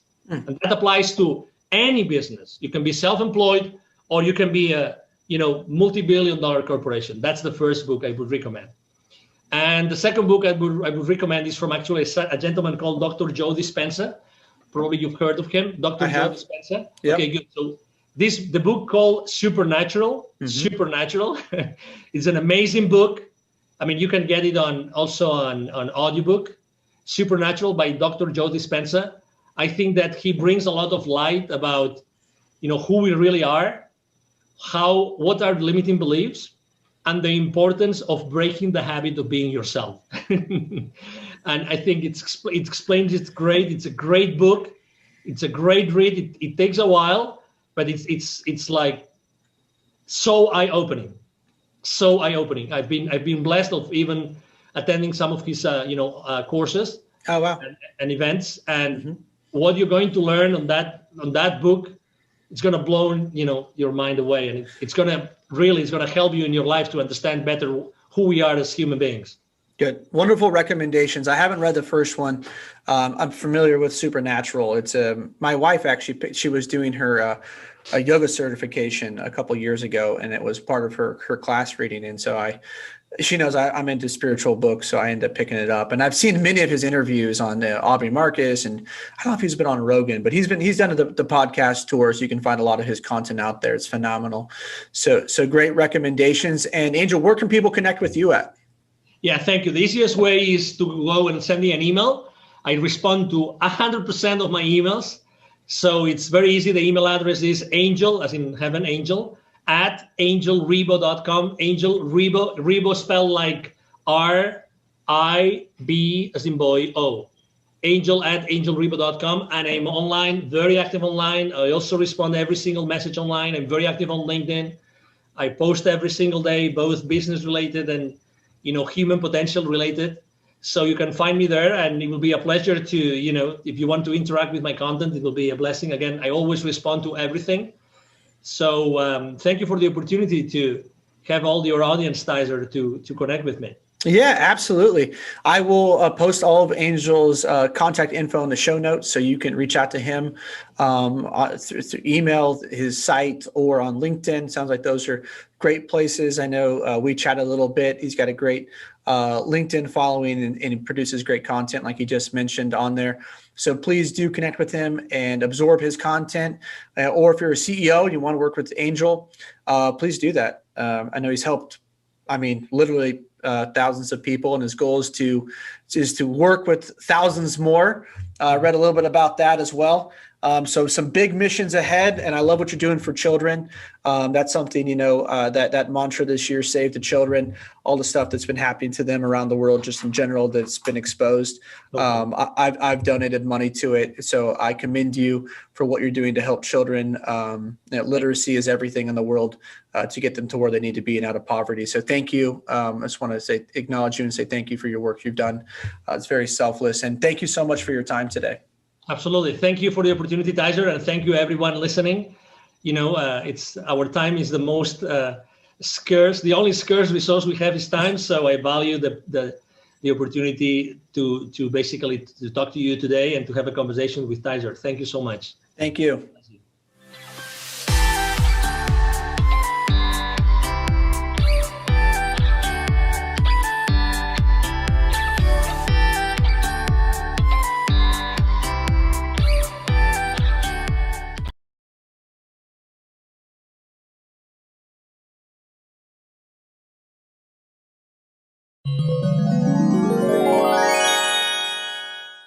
This is Professor Pete Alexander with the Winning at Business and Life podcast, where business leaders share their insights. It is 6 questions in 7 minutes because successful business leaders are busy and rarely have more time to spare. So let's get to it. Question number 1, in a few sentences, please tell me who you are and what you do. Well, I consider myself to be the connector of the unconnected and to be also the conduit of everybody else's greatness. That's the real answer to your question. What says you can read on LinkedIn is a little bit different, but it's much more boring. Well, and Angel, it is an absolute pleasure to have you on the show. Question number 2, and this one's going to be right up your alley. What is something that makes you smile and or laugh about working in your industry? Definitely when people are not aware of the consequences of what they do. That's definitely something that makes me smile all the time. I try to be extremely hard on myself. So that's why I try to laugh and smile as much as I can. I love it. I love it. Question number 3. I have a fictitious book with all the answers for business. What chapter would you think most companies should read? Well, it would probably be chapter number 13, because it's that level in the hotels, excuse me, I had a lapsus right now. So what I'm trying to say is that there's always a chapter that nobody wants to read. When you're trying to go to a specific floor and the hotels don't have the floor number 13, right? It will be definitely number 13. And that one is definitely the one that talks about being humble enough to be the right leader for your team.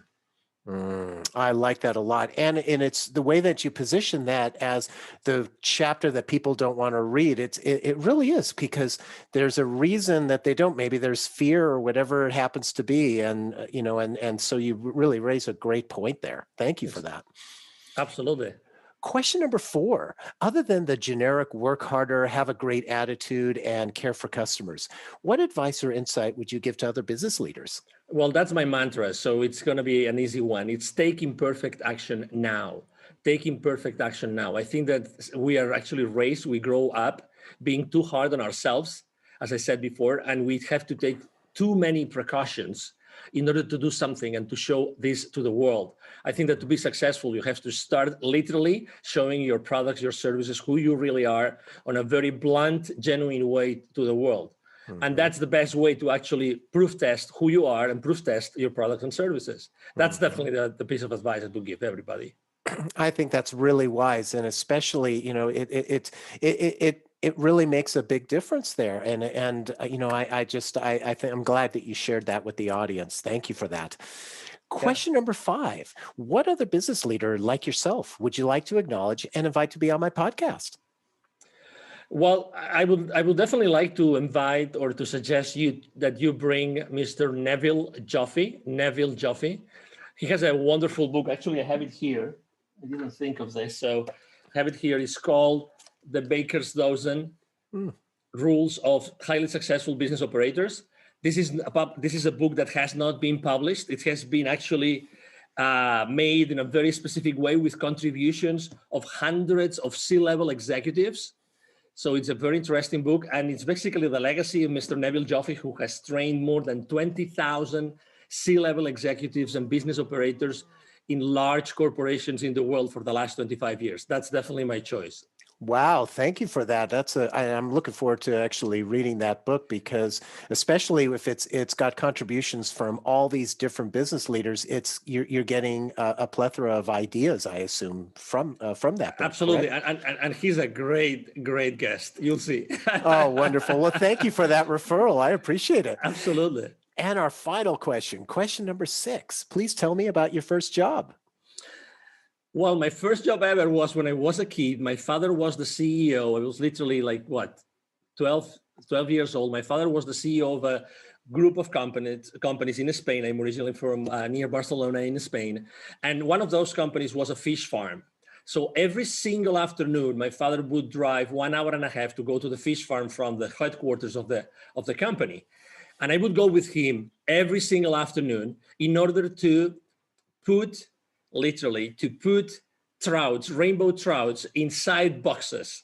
And I would get, at that time we didn't have pesos, we had pesetas, in Spain. Mm-hmm. So I would literally get a specific amount of money. Actually, it was 5 pesetas for every single box that I would, put trouts on every single day. That was my first job ever. Was I not so happy with that money that summer? Oh my God. And I'm trying to picture this, because the rainbow trout, and when by putting the trout in there, so were you using were you just picking them up with your hands and putting so them basically in the box? There would be this big container, dumping all those trouts, already dead trouts, onto this big massive, stainless steel table, and then there will be many people around the table with these white boxes that they keep, that they isolate the temperature, right? So we would put the trouts sideways, so that I think it was like 22, 23 trouts per box. Again, wow. I boxed so many trouts, right? And then, I would take them to a place, they would weigh them, and then they would put additional trouts, or they would take trouts out of them. It would be 5 kilos per box. Oh my God. I think It's the first time ever I explained this story to anybody. Well, I love it. Honestly. And the visual is so great as well. So thank you for sharing that. And Angel, thank you so much for being on the show. How can people find you? Oh, thank you very much. Very easy. Obviously, you can go to these boring places as in LinkedIn and everywhere else. But I would say, send me an email. I have either myself or my team. We always have time to respond. It's very easy. It's Angel, spelled like in angel from heaven, and then at @angelrebo.com. Rebo is my last name. It's spelled like R-I-B as in boy O. So it's angel at angelrebo.com. Perfect. This is Professor Pete Alexander with the Winning at Business and Life podcast. Thanks for listening.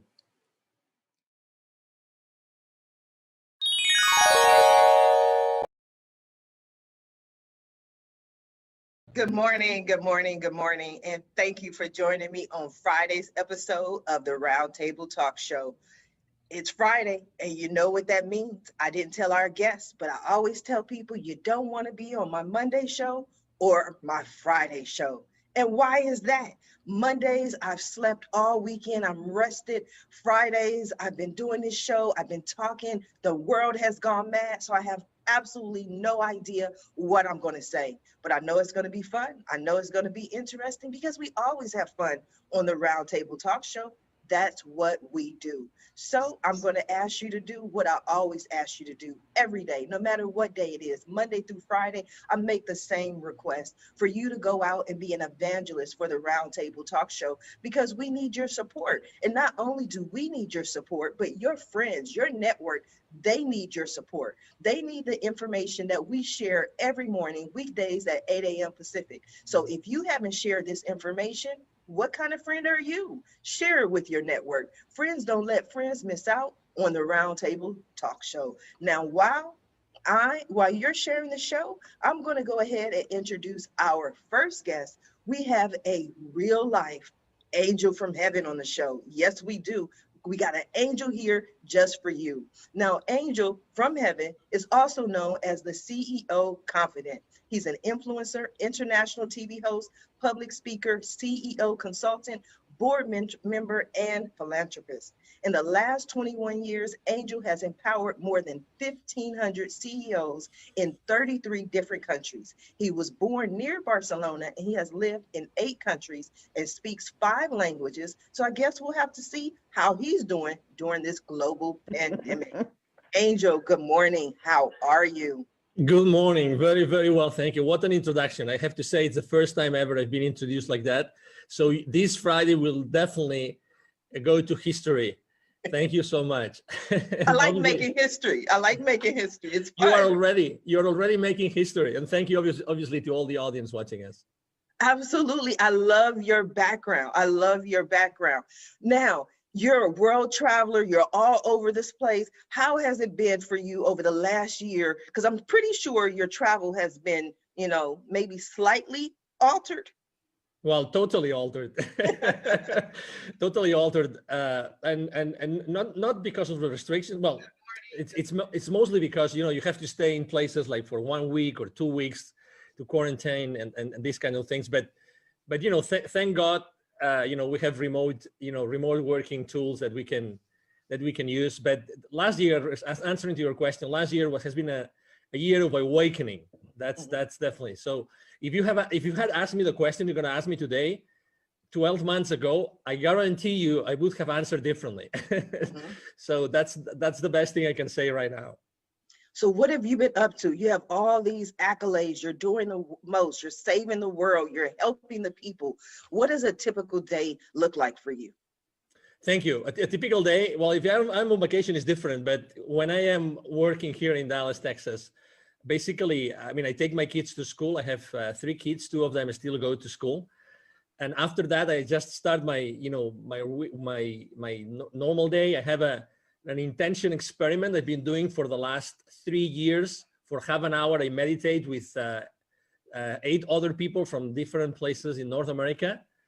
And after that, my day starts with, basically. Well, I didn't mean to interrupt, but I want to talk about that because that was unique. Most people, and I just ask random questions just because I'm curious, because you have so much going on, and people always tell me like Sharifa, you're busy, you never have time. So I'm like, what does a typical day look like for someone like you? But intention experiment, I don't want to gloss over that because I've heard about, morning prayer calls and meditation, but intentions and experiments don't typically go together. Please clarify. Thank you.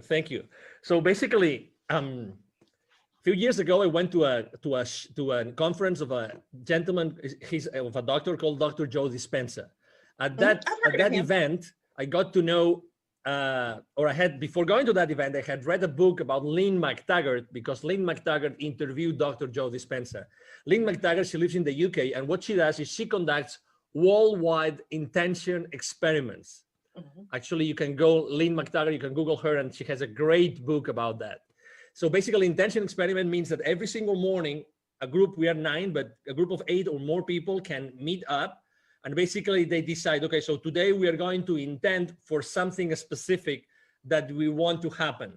And we do that for a week. So every single week we intend for something that has been proposed by one of the members. So every week, again, we've been already 3 years. Every week we've been intending for one different thing that has been asked for one of the different 9 members of the team. And we're right now, actually, after so long, we are right now working on a book. We are writing a book called 10-Minute Miracles, because we've seen so many miracles happen. We've seen people healing. We've seen things changing in our lives. So it's been incredible. Obviously, in 3 years, 52 times 3, right? Means a lot of experiments, right? A lot of intention, weekly experiments. So that's what we do every single morning. We meet, we start talking, and then for 10 minutes, we put them nice music to intend, and all of us, following a specific technique, we intend for something to happen. So that's amazing. I'm trying to figure out how I can get in on this call because I need some 10-minute miracles or some 5-minute miracles. I like quick, fast. But for yourself personally, there had to be a reason why you stayed for 3 years. Was there something personal that you can share where you're like, I set this intention, it happened, you have to do this? Well, there have been so many things happening. First of all, when 8 or 9 people get together, every single morning we establish a bonding that it's a bond that it's very difficult to break. We feel things. We literally physically feel things. And after those 10 minutes, we actually share what we have experienced, what we have seen. And we've seen incredible things. I mean, from a physical point of view, I mean, I'm sure that both Christian and Yo-Yo, they have experienced similar things because they're both extremely, deep people, right? Deep human beings.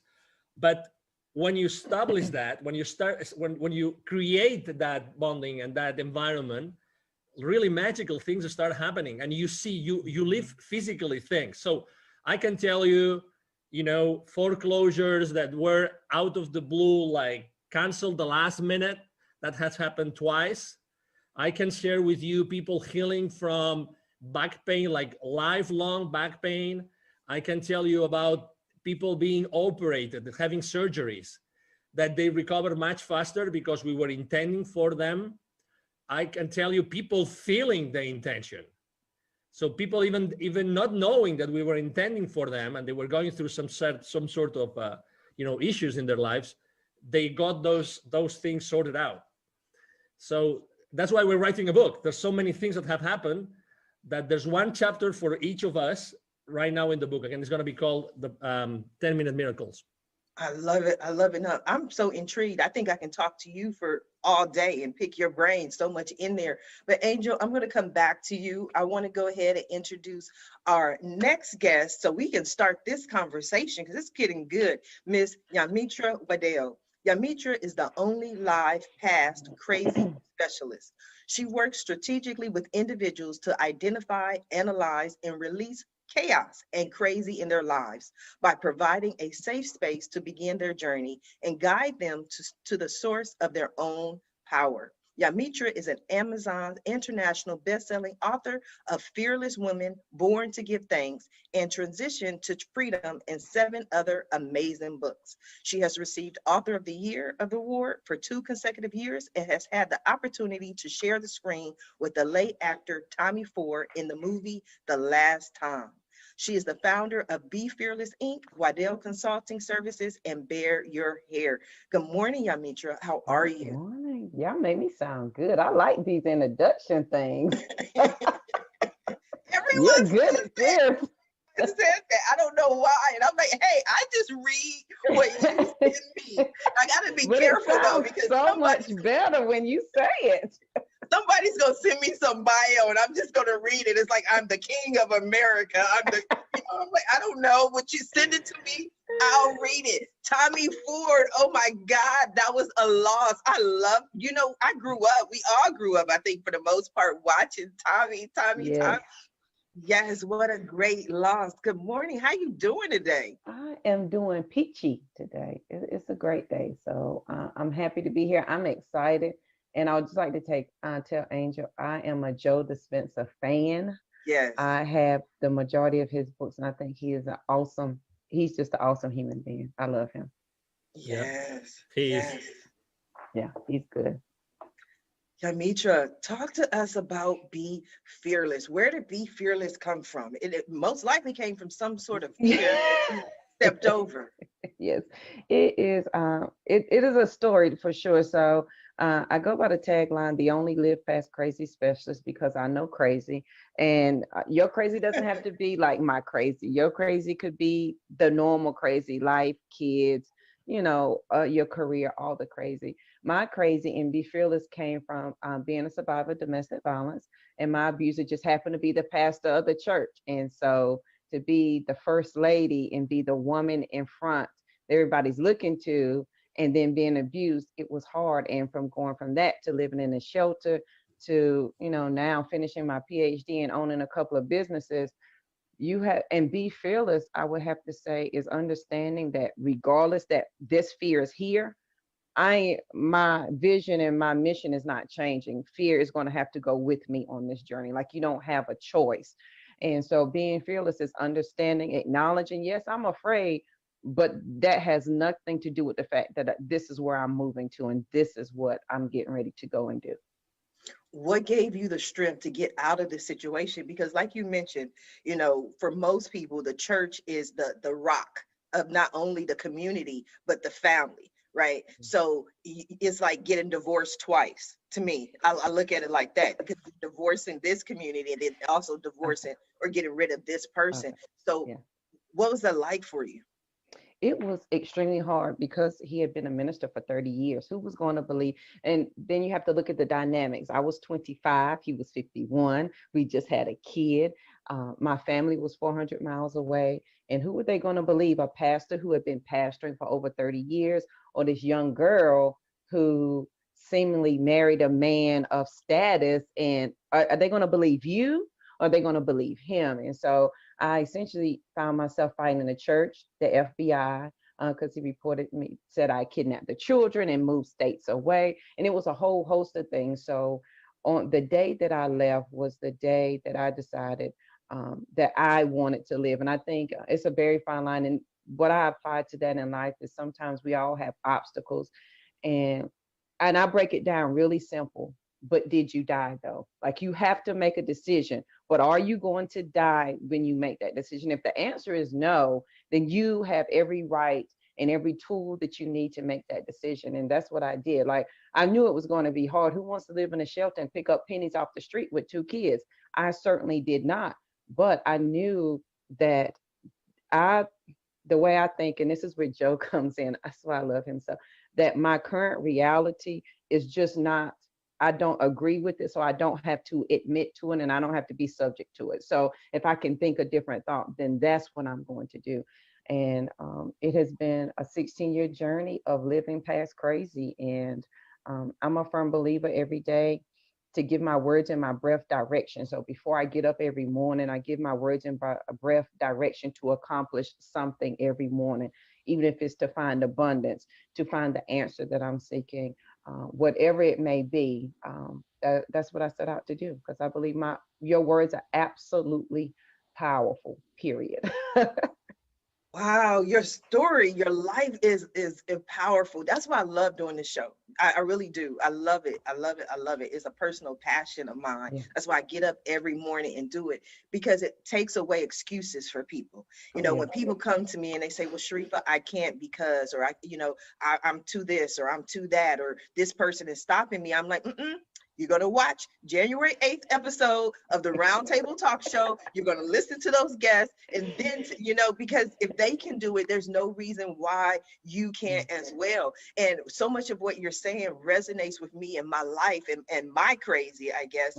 But when I was in my worst times and I lost everything and was homeless, I would walk and I would literally speak to God, and I would say, God, I know you didn't bring me this far to just bring me this far. Yeah. So you went through all of that, owner of multiple companies. Was there a point where you said, you know what, there's something better, something greater, there's something else out there for me? Yeah, oh, absolutely.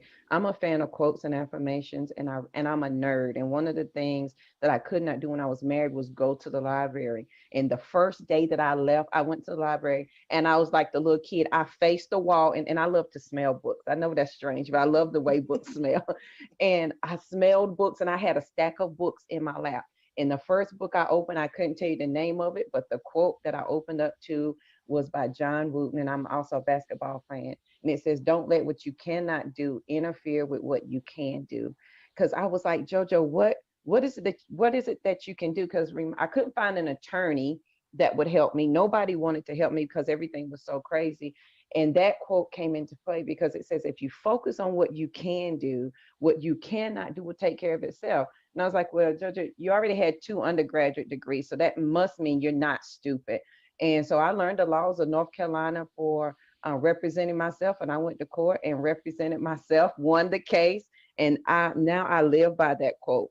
Don't let what you cannot do interfere with what you can do, because what you can do is a lot more than what you cannot do. That is just what you choose to focus on. So I live by that quote, and then 2 more.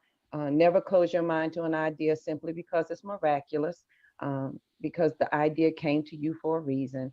And you are absolutely qualified to be exceptional. You're just nervous in front of your current community. We're just nervous because I want to be the first millionaire in my family. And who in my family is saying that? But it doesn't negate the fact that I'm absolutely qualified to do that. And so when we focus on those things and eliminate the negative, it becomes an amazing journey. Yes, yes. We just gonna change that M to a B though. We gonna have Yeah. we gonna start Yes. with billionaires now. We'll take that B, yeah. Yeah, we gonna change that. Everything else I'm gonna stand in agreement with, but we just gonna make that change. Wow, what an amazing show. If you have not shared this show yet, go ahead and share it with your friends, because I always tell people don't believe me. It's the truth. Guests can attest.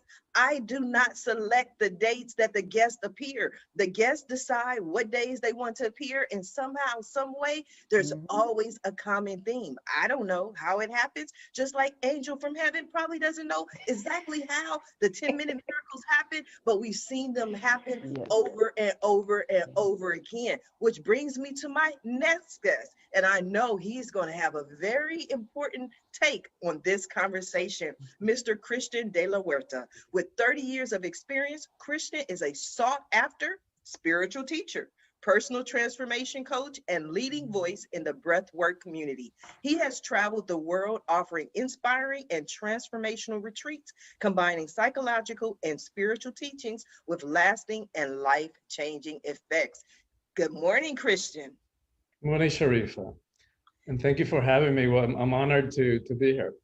You are so welcome. What do you think so far, Angel, Yamitra? What do you think? What are your thoughts? Well, I'm touched and inspired, like putting myself in the place of your audience of entrepreneurs. It's like, what powerful messages for entrepreneurs, messages of vision, of overcoming challenges, of persistence, of resilience. And I know, from like your own story of having been laid off 8 times, and yet not allowing any of that to hold you back. And here you are, going from state senate in California. It's like, wow, that's powerful and inspiring.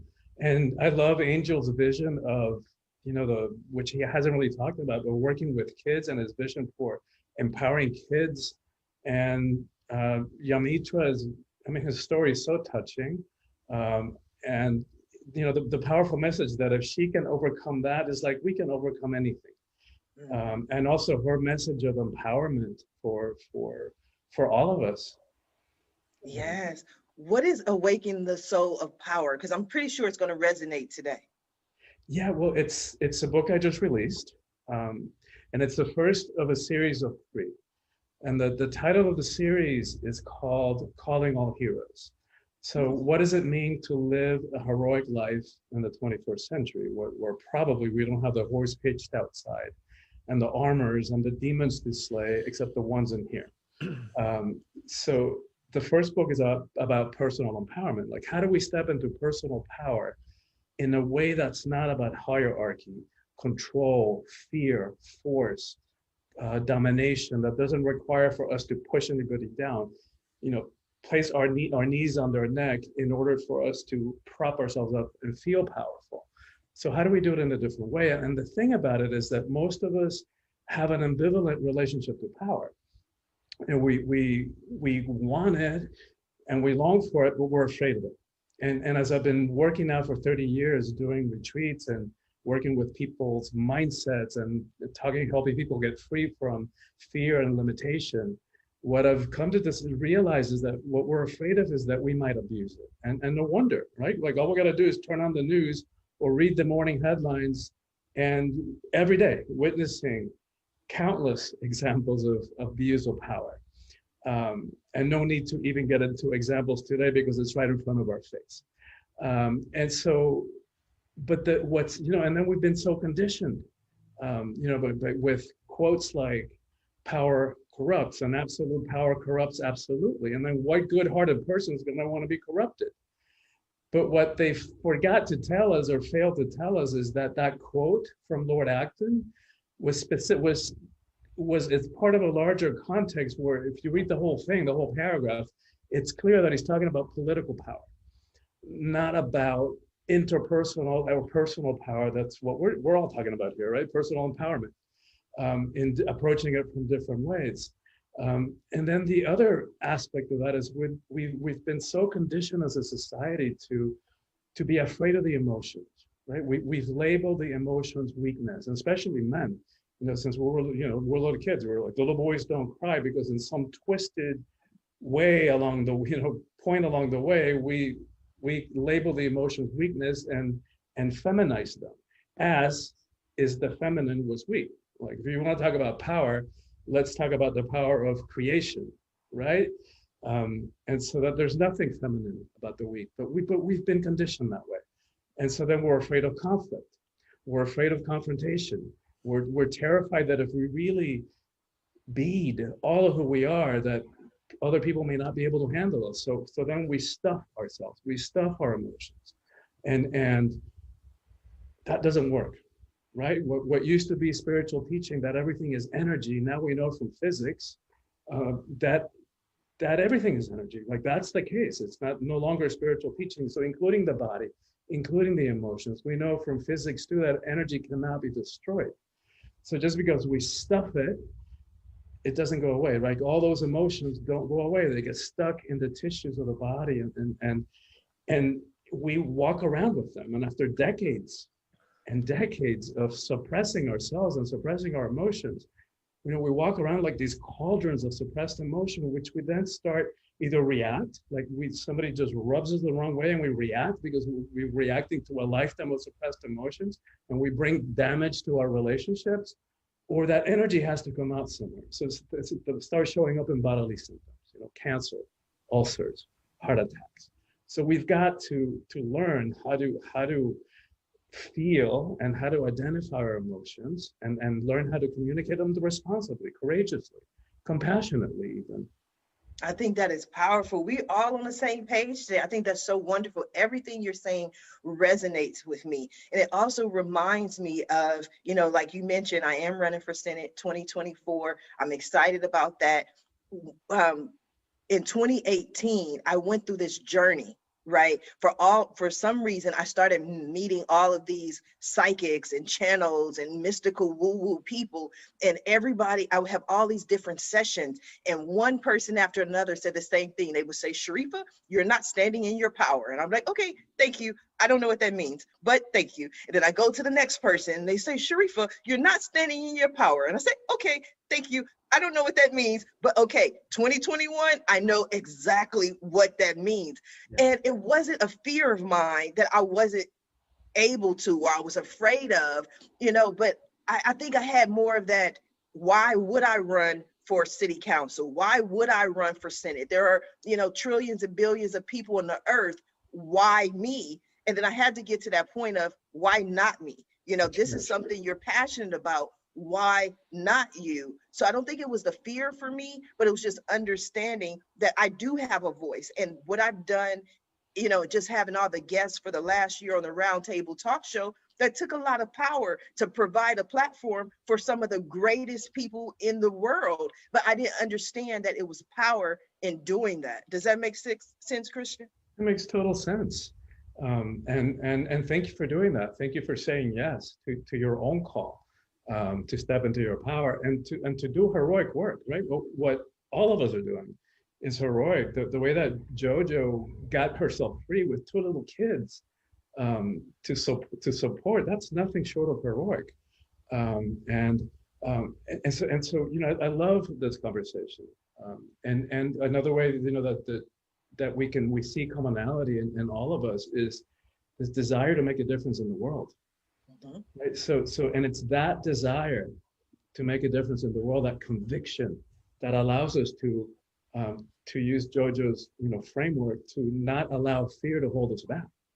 Right? So that desire to make a difference, our sense of service, our sense of conviction is greater than that fear that no longer holds us back. And that's, I love that word fearlessness, because we're confused about what that means. And like JoJo, embodies and teaches, it doesn't mean that we no longer feel fear. It just means that we no longer allow fear to hold us back.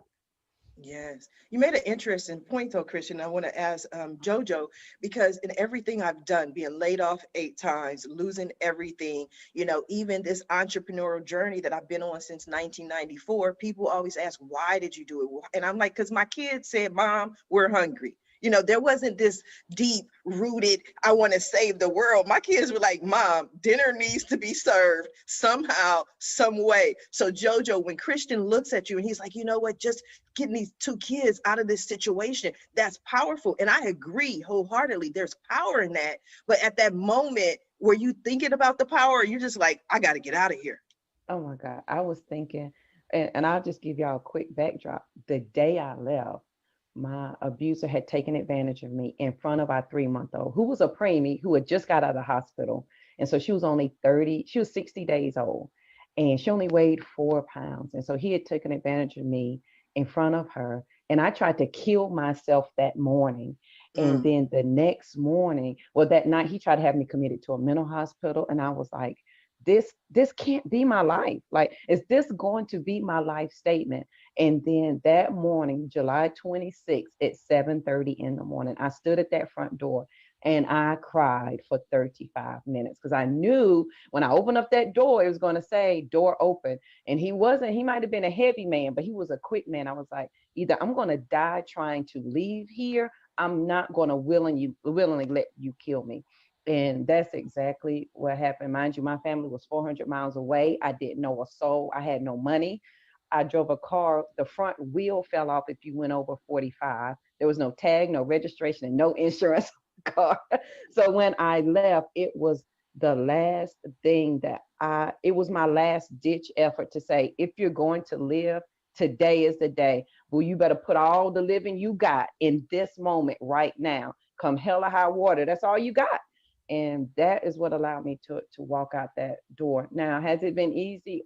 No. The lights off, power off, gas off. I'm eating once a day, asking my coworkers, you want to finish your lunch so I can eat? So whatever's at the house, the kids can eat. But it's in that moment that you have to decide, do you want to live or die? And I think that sometimes this was my crutch. But it's so hard. It's hard to make a decision. I don't know. It's not hard. Making the decision is the easy part. What's hard is dealing with the ramifications that come with the decision. And so for me, 2 things. Is this going to be my life statement? Are these going to be the last words that everybody's going to know JoJo for? And are you going to put all your living into this moment? And if that's what you're going to do, then sister, you better get moving. Absolutely. Angel. If I may add something, after hearing both Christian and Yo-Yo, probably they don't know, nor Christian nor Yo-Yo, and they don't know, but Tony Robbins has been quoting you for the last probably 10, 15 years when he says that we are so fearful of our own power. Yes. And that's probably why we don't step into it so easily, because we are fearful of ourselves and what we can do with that power, right? So I was having chills as I was listening to both of your stories. It's definitely magic what you have, what you are building here today, Sharifa. Thank you. I would say, and Angel, you saying that reminded me. I have a journal. I host the Fearless Morning Show weekdays on Facebook at 7:15, and so we talked about this a couple of weeks ago. In my journal entry from April of last year, I wrote a note to myself, and it was like, JoJo, why are you so comfortable in the darkness? And my answer to myself was because I was so afraid of my light. I was afraid of the brightness of my light. And I think we all can agree that at some point we found a journey that spoke to who we truly are. And it began in our mindset, because our mind is our superpower. And it was there that we decided to embrace the light instead of the dark. Yes. Angel, have you had a moment when you felt like you were not standing in your full power, or you were afraid of your power? Well, so many times. If I had to choose one, probably it would be when I left corporate America. Mm-hmm. That was 5 years ago. And, although I had been, it's funny because when you read my bio, it sounds so wow, right? That eyebrow raising effect. But can you believe it or not? I was really like, oh, I don't know what I'm going to do. I don't know if whatever, if I don't know what I have really done in my life. I mean, I don't know if what I have learned or what I have done to others or for others is going to serve me, really. So, you know, when you said, you know, the famous imposter syndrome, Yes. that, you know, you just, you know, you go from a very structured, massive, you know, I had worked since the 90s for large multi-billion euro corporations, and suddenly you are by yourself, right? And I was, and you say, well, I don't know what I'm going to do. And I was extremely fearful. And it took to me many months, I have to say, many months to actually just sit down, take a piece of paper, so easy, take a piece of paper, a pen, and start writing my accomplishments or what I had done throughout my entire career. Then when I started to, you know, write down some numbers and making some calculations, it was then when I realized, well, maybe that's something, and maybe I can add value to someone's life and someone's business with what I have done. But oh my God, I mean, I was so blind, you know, so blind. I really didn't want to see. It's not that my, you know, my prescription glasses weren't right. It was just like, I didn't want to see the obvious. I mean, you know, very often they ask me, what would you change, right? I mean, this famous question, what would you change if you were given another opportunity? Oh my God, I would change so many things. But the number one thing would be, I would step up. I would start exposing myself like crazy since day one. I would start sharing my story. Because, you know, we probably both of us, all of us, we have shows or we have interviewed people for sure. And we all know that the real power of our conversations is that we know for sure that someone right now is listening to us and we are going to change their lives. Yes. For sure. That's happening right now. I mean, not for me, but for you, but this is happening. That's why we do what we do. You know, with our questions, we're trying just to open up ourselves so that others, you know, are able to listen to those messages. So had I started to share my humble messages from the very beginning, I would have started impacting others' lives immediately. Immediately. We just have to open our lives, open our mouths. And let me tell you a little bit of an anecdote. So it took to me almost a year to open myself and to do my first ever Facebook Live, and it was by myself. And I thought I have to make like an announcement to the world, right? Okay, so I went there, I explained, probably I didn't have all those numbers yet, but I went there, explained why I was doing what I was doing. And then I remember, as if it was now, when I clicked like stop broadcasting on Facebook, I started crying like a baby. It was, I mean, the pressure I put myself, like just to go raw into the world, saying who I was and what I was doing and what I was standing up for. Oh my God. But you know, I will never forget that moment, but I said to myself, oh my God, I wish I had done this more, you know, and so. That's powerful. That is so powerful. And the fact that you even share that moment, I'm pretty sure that many people who tune in to watch you had no idea. I mean, when we do our shows, like you mentioned, all of us in some form or fashion have a show or have an audience, everybody thinks it's so easy, you know, but it's not easy to be vulnerable. It takes a lot to be vulnerable and to talk and to share your message. Yeah, absolutely. And probably, you know, right now, I don't care that much because, you know, whatever happens, happens. And that's one point that I wanted to make, maybe changing gears a little bit, which I think is killing us as a civilization, which is that thing of fitting in. Yes. We are raised to fit in. We have to follow certain patterns. And, you know, regardless, you know, I try not to talk about religion and politics and everything, but regardless of where you are today, regardless of what our avenues are, regardless of where we for, and anybody in our audience right now stand, you know, we really want to help each other. We genuinely are good and want to do good.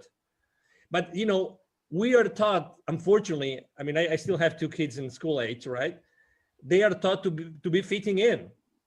how much of their power, Christian, you know, how much of their power we are limiting, we are, you know, undercutting, we are, you know, taking out of the lives of these kids forever, like forever. We really don't have to fit in. It's funny how just before Christmas, on a podcast interview, someone asked me a piece of advice. I said, I'm not very religious. I stopped going to church a long time ago, but I come from a very Catholic country, which is Spain. You know, but guess what? I think these Christmas are so special because Jesus Christ, remember Christmas, Jesus Christ, you know, because people maybe don't even remember that. He didn't want to fit in. He didn't want to fit in. He wanted, you know, he wanted to understand things. He understood what everybody around him was doing. And he was a disruptor. Why are we not taught to be disruptors? Why not? Why are we not taught to be disrupting all the time, to be working from that place of power? And I guarantee you, that doesn't mean, you know, that we're going to be stepping onto someone else's toes. No. You know, then that's the big misunderstanding. We are raised to be competitive and to, you know, to be fighting against the others. It's not true. Yes, Christian, true. That was a question for you. Why, Christian? Why are we made to fit in? You know, it's that because humans are, you know, social animals. And because we haven't been taught, like our parents weren't taught, their parents before them weren't taught how to help boost a kid's, you know, self-esteem and sense of who we are. So we grow up without having a real core sense of identity. And I love what Angel spoke, except that the only word that I would, you know, challenge is forever. Because yes, in a lot of cases, we we know people give up their power forever. But I don't want to highlight that. I don't want to leave that in the space, because that is what the times are calling all of us to do, which is to reclaim our own power and find ways of expressing it that are a match for who we are. And it's going to be different in every time. And that's one of the ways in which I guide people by the hand in this book is helping them understand why we have a conflict with power. And part of it is that we've confused that there's different types of power. So one of them is, you know, I talk about worldly power or egoic power, which comes from the, you know, the ego mind, which we don't have time to get into today. But one of, you know, some of the qualities of that are, you know, we associate power with things that are outside of us, external. Like we tend to associate people, you know, who have money, who are famous, who are some part of, you know, they're either some part of a hierarchy. They're CEOs, or they have some political or religious hierarchy or social or educational hierarchy. But the thing about those kinds of power is that because they're external, they're fickle, right? They're here today, gone tomorrow. Whereas the other kind of power, you know, which I call soulful power, spiritual power, is inside of each one of us. Nobody can give it to us. Nobody can take it away. And it's actually more powerful, right? So I think of you know, Gandhi or Gandalf, you know, in The Lord of the Rings, where there's simple monastic robes and their sandal feet. You would never know how much power they hold until it's needed. And then watch out. Like, you know, Gandhi, and I know that you quote Gandhi, Sharifa, and, you know, and be the change. And, you know, but he brought the British Empire to its knees when it was at its highest point, you know, globally, in terms of global reach, without ever landing a punch or shooting a gun. And talk about power. Yeah, I think so often you make an excellent point. When we think about power, we think about power as far as putting people down, and like you said, keeping people down, or just simply brute force. Like we associate power with, I have to just go in and take over, and that kind of power. But I've learned that power can be gentle. You know what I mean? You can speak softly and still wield the same power without having to be aggressive or argumentative or controversial. You know, some things may wind up being controversial, but you don't have to just go at it at such a, and the world is changing. One of the things that people keep talking about is that we're moving more towards the maternal. We're moving more towards the feminine energy of just, what are your thoughts on that, Christian? Well, it's a great question for me. It's one of the things that I'm passionate about. because my book is for everybody, of course, but it has a particular message for women. Because I think I'm convinced that the single most important thing that needs to happen in the world is the empowerment of women. And not to make women better than or put them up on a pedestal. Women are just as capable of abusing power as men are.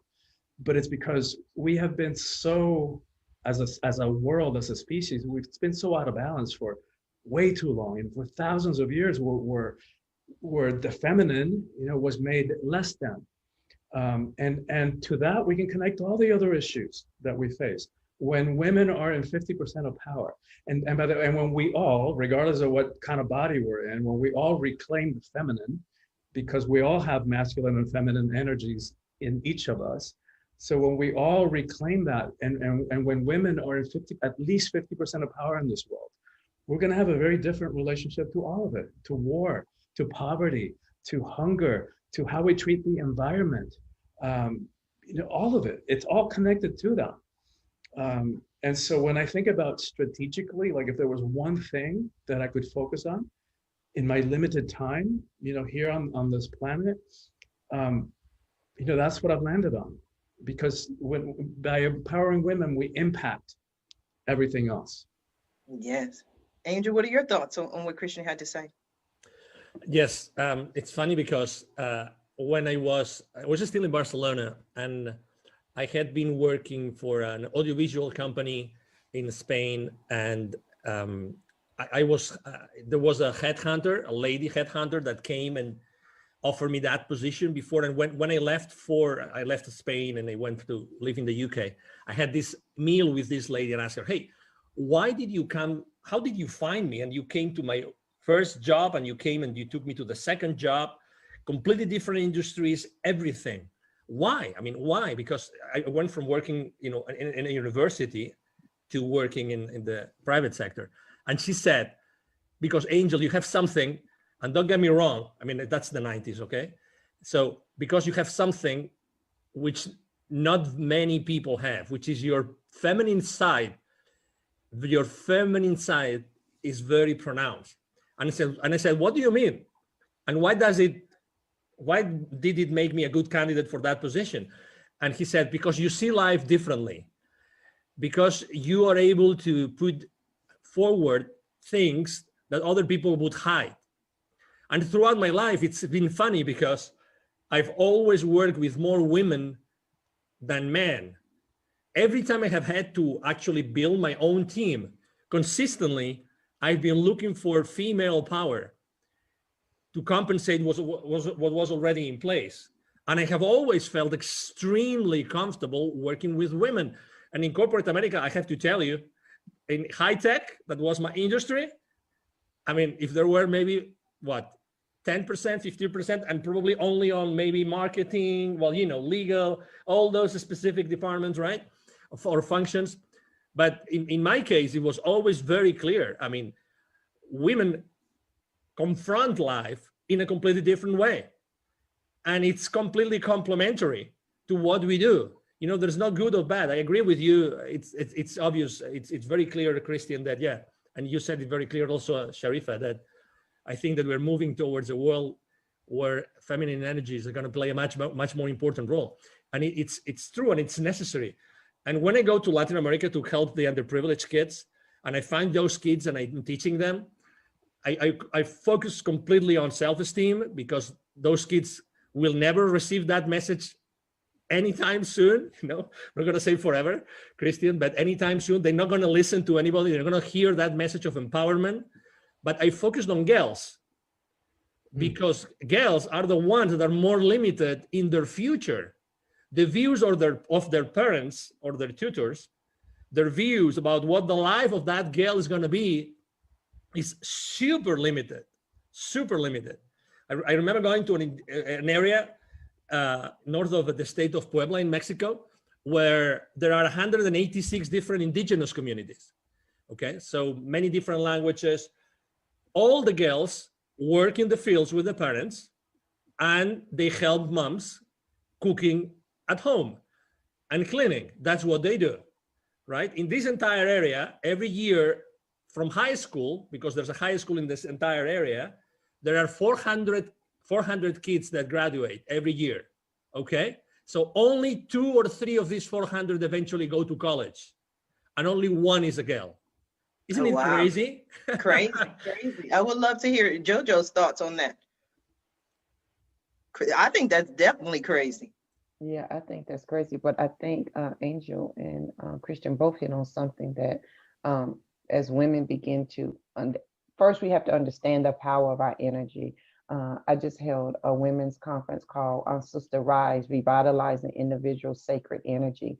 And as women, as we begin to understand what our sacred energy is and how it's going to change the world and how we begin to impact the world, I think that's going to, it's going to make a big difference. As women, you know, we look to daddies, because I was a daddy's girl too, but I looked to my daddy for business sense, but I looked to my mother to set up my traditions on how I was going to raise my children.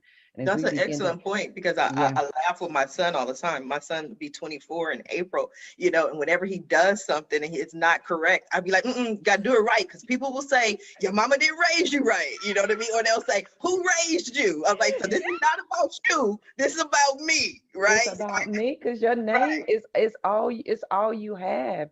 And that, you know, in this book called The Awakened Woman, it says, if we forget if we forget who we are as women, then all who lean on us and look to us for guidance will be lost. So generations from now, great-great-grandma JoJo, I could have lost everybody because I did not step into my power as a woman, and then understand that I have masculine, I have female, and I can manage them and hold them equally. But I absolutely, this is my wheel. I love this kind of stuff. So I'm over here dancing with my feet because I'm having a good time. You know, it comes to you know, it's attributed to Betty White, which she's, you know, her incredible, unique sense of humor. She said, you know, we're talking about courage, and she goes, and I'm not going to do it justice, but she goes, you're talking about having balls? It's like, those things are weak. You just thump them and they bend over and they collapse in pain. You want to talk about courage? Let's talk about vaginas. Those things take a pounding. Yes. It's all in how you look at it. It's all in the perception. I love Betty White. I love laughter. I mean, that's the beautiful thing. Anytime I do stand-up comedy shows, it's always my brand, Laughter Heals. We need more laughter in the world. We need more people to remember who they are and stand in their own power. And it may not necessarily be easy, but I definitely think that it's necessary. I just allow my guests to speak directly to the audience, to everyone who is watching this show live, as well as everyone who is watching it in the archives, and let them know what you want them to take away from your appearance here today. And we're going to start with you, Christian. Good. Thank you so much. And I want to, you know, add one more thing for the men in the audience, because the current system, you know, of toxic masculinity that we've been living in for the last who knows how long, you know, thousands of years, is not good for men either. Right? Of course, it's oppressive women in ways and in ways that are completely unacceptable and enough. But it's also been incredibly limiting for men. Like, no wonder men, you know, have a shorter lifetime. They die 3 years before. No wonder the rate of suicide among men is like 3 times. I forget the exact number right now, but it's way higher. I think 70% of the suicides in America are committed by white men. So it's not working, right? The system is not working for men either. And it's time that we all figure out a way to reconnect with who we are, to reclaim our own sense of self, our own sense of power. As far as I'm concerned, we're living in the most critical times in the evolution of humanity. Make it or break it time, right? And so whenever one of us feels that call, like all 4 of us here have, to be more, to say yes in spite of the fear, and to step into roles that we don't even know how it's going to work out, that the universe has a vested interest in each of us doing that. Because as we do that, and when we do that, the ripple effects will be felt. And like everybody here was talking about, like Angel was talking about, making a difference. That's how we all get out of this collective hole that we have dug ourselves into. Yeah. That was powerful. And that was actually a very interesting statistic. I had no idea that 70% of suicides are white males. I did know I found this interesting fact out, is that more women than men attempt suicide, but more men than women commit suicide. Is because men do suicide in deadlier ways. Women tend to take a bottle of pills and wake up in the hospital, but they live to see another day. Whereas men, they're done, they're final, they get the shotgun and it's over. So very interesting. We have to heal the world so no one is in that position where they even contemplate or even think about suicide. And we're all here to help them. Thank you for that, Christian. Angel, what do you have for us? Thank you. One of my favorite sayings is taking perfect action now. And I do that because most of what I do is I help both, corporate executives and entrepreneurs to accelerate the growth of their businesses through expansion and exposure using different techniques. And every single time, I'm very involved here in the Dallas area with the different business accelerators, business incubators, etc. And every single time I'm helping someone reinvent themselves, pivot in their businesses, I always have this same conversation. You all have an immense power inside to create wealth for the rest of the world. All of you. Tony Robbins says something which is extremely smart, which is, your wealth is totally dependent and proportionate to the amount of people that you are able to serve. And I have to tell you that every single one of you have something inside your professional career, your life, that nobody else in the world has. Nobody. We all have lived completely different lives. Even if you think you are not adequate or you're not enough, you are already enough and you are already adequate. And you can already start. To offer your products, your services to the rest of the world. So I would encourage you to take imperfect action now, to start changing your life immediately, stepping into your power, as Christian and Yo-Yo were saying very, very wisely, but do it today, do it immediately. As you realized, I think that many of us were confronted with death in the last 12 months, right? Like it or not. We had to think about death, at some point. So, hey, we can do so much good in this world and the world needs us. And if it's not us, it's not going to be anybody else. Exactly. It's great when I was listening to that from Yo-Yo. It's like when I created my nonprofit Wisdom for Kids, I said, if I don't do that, who's going to do it? To be honest, nobody's going to do it. Nobody can do this the same way that we are doing it. Nobody. So I love your passion, Angel. You are passionate. I love it. I love passionate people. Totally. You are so passionate. Totally. So that's my 5 cents, Sharifa. Oh, thank you for 5 cents. Usually we only get 2 cents. So I like that extra 3 cents. I love it. I love it. I love it. Thank you, Angel from heaven. Jojo, what do you have for us? Angel, I want to give you a word that I made up, but I think it will fit just right with you. It's urgentaneously. Like we have to take action urgentaneously. My kids hate when I say that. I need it done urgentaneously. They're like, that's not a word. Doesn't matter. It is. My daughter makes up words all the time. And I'm like, if Will Smith can make up Jiggy, you can make up whatever you want. So hey, I like urgentaneously. I'll just credit JoJo for that one. Yes. I would like to share my few cents is that as we all begin this journey, however we define it, describe it, some steps to live past crazy. And I call it self-care is gangster, because you have got to really want this for yourself to begin this journey. So there's just 5 things that you can start today.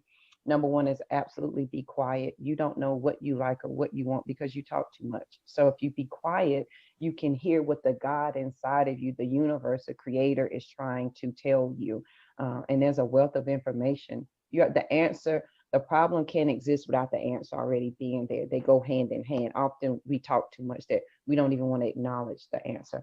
Number two, be willing to understand. That means you've got to, at some point, acknowledge and work through all of your stumbling blocks. Ain't no way around that. Like, you've got to be willing to do that. Number three is allow space for yourself, allow space for healing and grace. I learned that on this journey as I was growing, I had to make room inside of myself for JoJo to be great and not be small. And Grant Cardone says it's you do more damage by living small than you do by living great. And so you got to make space inside. And then when you do that, give yourself some grace and peace. Forgive yourself. Yeah, you made a stupid decision, but you made the best one that you could at that moment with what you had. Give yourself some grace and peace, sister, and move on. And then respect the power that's in you. And you do that with wisdom and peace. Respect that you are a superpower, and every day you have the option to pick your superpower up or lay it down. And I would tell you that, and people say, JoJo, I'm not like you. Like, I'm not powerful, honey. JoJo ain't either, but please let me tell you something.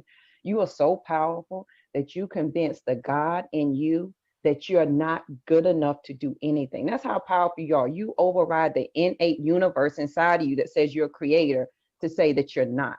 So you can't tell me you're not powerful. You do it all day, every day. It's just what you choose to do with it. So respect the power that's in you. And number five is release the need to be less than, those old habits and thoughts. At least I'm not as bad as, at least I didn't do that. Release those words, because they hold you exactly where you want to be.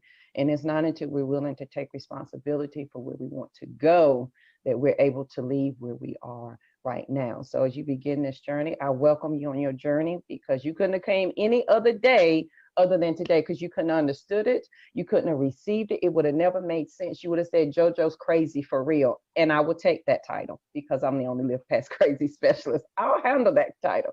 So as you begin your journey, I welcome you. It's going to be amazing, and have fun with the ride.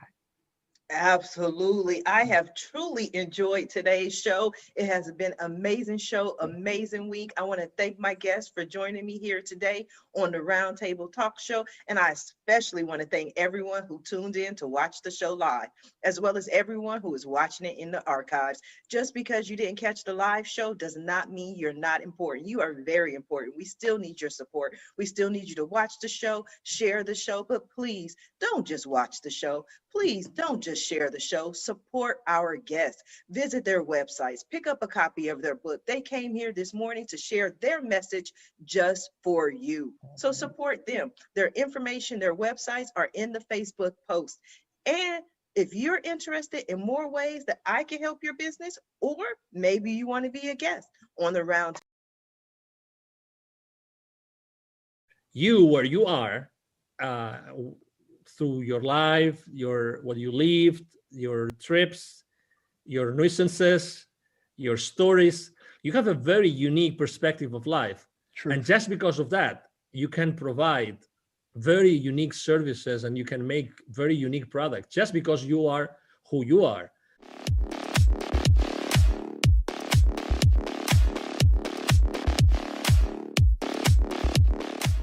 Welcome to Speak Audibly's 100% Me podcast. It is your friend, your host, Coach Mike T. And today I am with the one and only Angel Rebo. Now, Angel is, as you see, the CEO Confidant. Now, he and his team has trained more than 20,000 C-level individuals and business operators. Like this guy is a big deal, and I'm excited to have him on the show. Angel, how are you doing today, sir? Thank you. Thank you very much. I'm doing very well. Thank you. Thank you so much. That's awesome. So tell me, when it comes to not only just being the CEO Confidant, but being Angel, tell me about yourself, your family, your business. We want to know about you.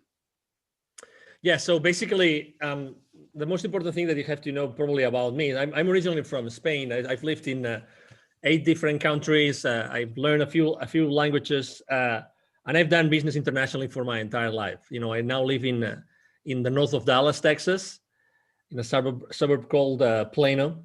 And I basically, what I do for a living is I help both, corporate CEOs and established entrepreneurs to bridge the gap globally for expansion and exposure. So for 5 years almost ago, I started my own business, and that's what I basically do today. And the numbers that throughout my life, my brand is the CEO Confidant, as you said very clearly. And it's this one, because when I left corporate America, I realized that I had done so much, and I really wasn't so mindful, so aware of everything that I had done, and then I started to establish, a few business partnerships with some people, and extraordinary people that have helped me, basically keep on doing what I've done throughout my life, which is being a conscious leader, a servant leader of as many people as possible. I think that I was born to be the conduit of, a lot, of the people around me's greatness, to be their conduit, and to be empowering them as much as I can. And that's what I have been doing throughout my entire life. But thank you for such a nice introduction, Mike. Of course, I'm excited to get into this with you, because so many individuals, when we start business, when we start that journey, our mindsets, our dreams say, yeah, this is going to be international. This is going to be a global phenomenon. But when we begin to kind of walk that out, it's like, I'm having a hard time getting this out of my own home or neighborhood or city. Like, how do I look at getting this thing to be international? So tell me, when it comes to your company, what really made you kind of set out to be, this is going to be an international, like I'm international, you've lived in 8 countries. How did you make your business kind of reflect that same thing? That's a very good question. You know what? We tend to think that we live in our own backyard. Exactly. To be honest, so you have to think that, for me, since I think it was the first time ever I went somewhere outside Spain when I was a kid, it was probably when I was 13 years old. I went to Great Britain, to England, actually, to learn English. And I spent there my entire summer. And it was then when I started to speak English without having to translate, when you learn a foreign language and you're continuously translating. Yes.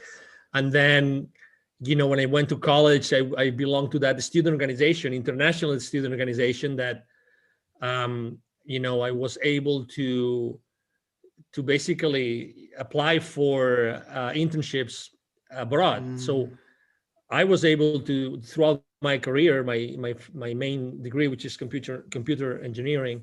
Wow. I was able to actually spend between 2 to 6 months, 3 different summers on internships on different countries.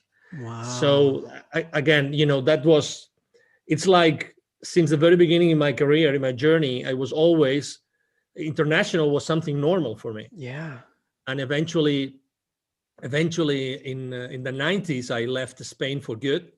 And I haven't been back only but to visit my family, who is mostly there. But international has always been normal. When I left Spain and I went to live in the UK in the 90s, I immediately started to have, to conduct, business development in different European countries. And then I moved to Latin America, and then again I was traveling all the time. Wow.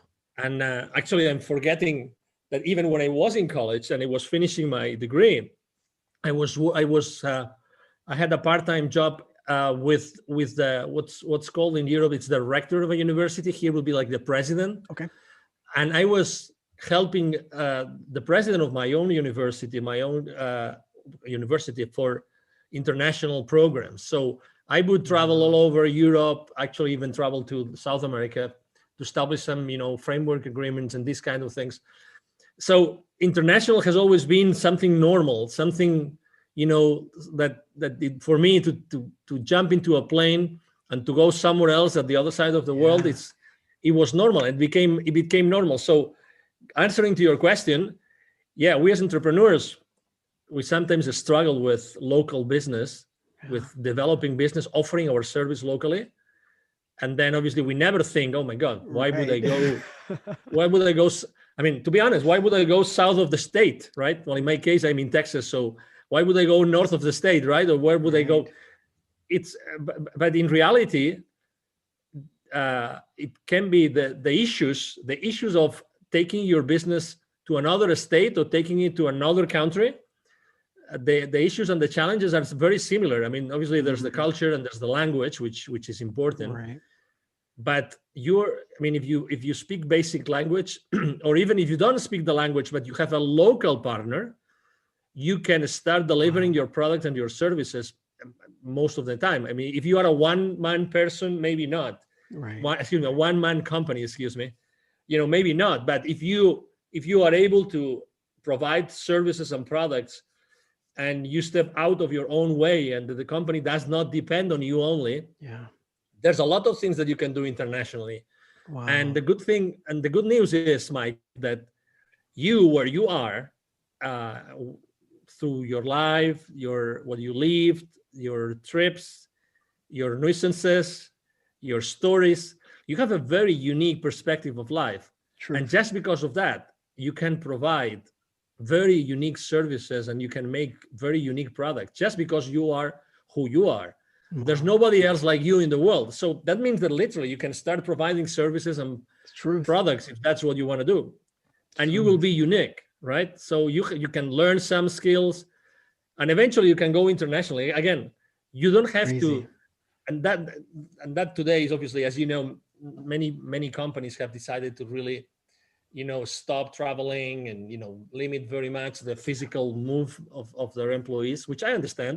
Right. But at the same time that I understand it, I also think that, local partners are important. That's why, for instance, me being in, I think I conducted business in 33, 34 countries myself, different countries. So all those business partners and clients and friends that I have in those countries, they're all a very important asset for me in this point in time, because they can help my clients and they can help me, disembark in those geographies, in those countries. Wow. No, that's awesome. It kind of brings to fruition the thing that my mom used to say: you are who you hang around, right? And so if you've hung around all these people in different countries, you've become international yourself. So of course your business has followed suit. So how is it that you kind of help CEOs and these businesses? What is the actual service that you provide for them? Yes, exactly. So most of my clients, the kind of service I provide them with it has two legs, right? One is exposure and the other one is expansion. Okay. I have, when I left corporate America, I didn't even have a presence on LinkedIn, but I decided that was going to be the place where I was going to be like a strong, solid presence. If you go there, you will find me, easily, 𝐬𝐧𝐽, the CEO Confidant. I post every day. I post both content related to my company, related to my clients' companies, just very basic personal stuff, because I think that personal stuff is important for everybody to know where I am personally speaking and if I can help anybody with my posts. So I'm explaining all this because through these 5 years, I've developed a very strong presence on LinkedIn. So I'm a LinkedIn influencer right now. So I use my exposure on LinkedIn to support the business of my clients. So that's one of the things I do. So I'm very strong on exposure. I really like and love marketing, and I'm so passionate about marketing and about making sure that I'm able to talk to the minds and the brains and the hearts of the people I want to serve. Yeah. And obviously that's a service I provide for my own clients, right? Okay. And the second service I provide is expansion in the terms of develop business. Okay, so let's say you're a coach, right? And you have an online course and you want to provide that course that can be easily translated, by the way. You want to provide it to the Mexican population at the south of the border, right? So there's infinite possibilities right now with technology. It's amazing. Truth. You can have all these conversations transcribed in 5 minutes with technologies out there. I mean, it's incredible. So basically, I help companies, both entrepreneurs and established entrepreneurs and corporations, corporate CEOs. I help them expand their business internationally. Okay, so expand and increase their exposure. So that means that I might go to a specific area and I help them find clients there, or I go to that area or I go to that geography and I develop distribution channels of those services or products, or I find business partners there, or I help them find technology partners. There's many different avenues to developing business. It's basically create additional business, create revenue, create clients, look for clients in different areas. So those are the two kind of services. That's why I always say, expansion and exposure. Yeah, no, I'm also in the DFW Metroplex. And so that's awesome that you are over there in Plano.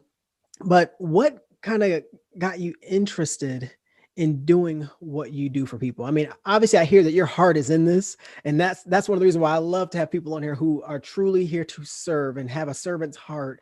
And so I love that you mentioned that. But I mean, why in this platform? Because I mean, when I left the corporate world, I was, let's say, confronted with the raw reality, right? I mean, it's you with the world, and you want to provide the specific services and when you start thinking of, let me tell you, just we are both here in the DFW area, so I just the last couple of months I was giving some webinars for one of the business accelerators here in Dallas, and it was about pivoting, reinventing yourself. Did that term that is very common. It's very popular these days. Yeah. And when you are confronted of, suddenly you are not part of a big company, but you have to start developing business yourself. There's many things that you have to have in consideration. One is your passion. So I definitely have to say that the reason why I chose to do what I'm doing is because I really like it. It's something that they really like. Second, is because the other people have told me, wow, you did it great. Just today, for instance, I just got an email from one of my clients, and he told me, well done, you positioned that. We just had a call with one potential client of my client, and we had a Zoom call was supposed to be 30 minutes. It was 55 minutes. And the client was saying, hey, you positioned us very well. The call went really beyond what we were expecting. Great job. This is the kind of things I really like. I had been working with this client for one of my clients, and the call today was really great, good, really great, and obviously we're making progress. So the first thing is I'm passionate. The second one is people tell me I do a good job, which is good, and I have obviously recommendation letters and testimonials and these kinds of things. The third thing is that do you have money? Is there money to be made, right? For sure. Is there money to be made? Because not everybody, right? Not every single thing that you could be doing is going to provide you with the money that you want. Right. And I made a decision. I made a difficult decision at that point in time, which is, I'm going to provide my service to really high-level executives and established entrepreneurs. So I was setting myself into a place which was difficult because I wanted really to provide a lot of value. Obviously, in return, I was asking for premium prices, right? That's it. In return. But I made, that was difficult at that time, and it took some time to ramp up and everything. And the last thing is, okay, there's money to be paid, but also, is there a real need? Yeah. There's something that I would like you to reflect on, Mike, which is, sometimes we are a solution trying to find a problem that doesn't exist. Yeah. So it's funny, but we do that. That's human beings, sometimes we are looking for, okay, yes, I know this is going to work and this is going to do great for this kind of people that are going through this specific situation, whatever that is. But maybe sometimes we are a solution looking for a problem, and the problem is not big enough so that you can make a business out of it. So exactly those are the four things that I took into consideration, and I always advise my clients to do whenever they're thinking of launching a product or launching a new business or pivoting. Yeah. Obviously, there were a lot of entrepreneurs last year that they were pivoting, and I think it's good that they pivot because the market conditions were completely different. That's it. If you are a coach, it means that, obviously you talk to a lot of people and you want to help a lot of people. If what is the number one emotion that people were going through, and actually a lot of people are under that big, exactly. A lot of people are still, since March last year, living in a place of fear. Yeah. And not just, fear. No. It's like deep fear, fear for their lives, fear that they can be dying, and fear that, if you are an old person and you are in a nursing home, you fear that you will never be allowed to see your family again. Yeah. And,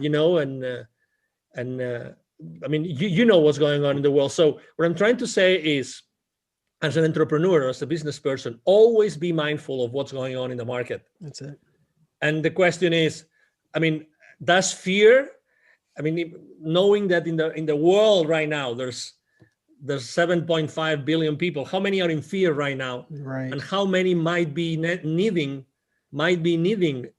a coach, Right. a life coach, just to cope with that situation, or a counselor? Exactly. You know, so because there's many different sides and edges to the same problem, right? That's it. So That's it. that's why, I mean, I think it's important that you are really talking to the market and listening to the market in order to know that maybe there's something else that you can offer. Yeah. And so when it comes to that right there, when you were in the corporate world, what made you kind of think, you know what, I have there's another level to this for me. And 5 years ago, to be able to say, you know what, let me step out of this and actually chase that, because it's evident at this point that you've seen a very real problem and you had a very real solution to it. How'd you kind of come up with that and bring that together coming out of the corporate world? Yes, I mean, probably number one is I was very blessed throughout my career that I had a lot of autonomy. So I could do a lot of things, you know, with little supervision, Right. which means I had a lot of freedom. I had a lot of freedom to do things that were disruptive, but also that were very good for my end clients. And I'm talking about, you know, companies I was helping to grow. It means clients that wanted to buy the technology I was selling. So from many different points of view, I was always dealing with people that they were already perceiving the value, you know? So when you are given so much freedom, then obviously it was daring. I mean, I don't have to say it was easy. Right. I mean, I don't want to say it was easy to go from one place to the other. But once you have already tested yourself that you can do so much almost by yourself, and the value is being continuously appreciated by the people that you are serving, then you have a lot already, you know, that as a foundation, you have a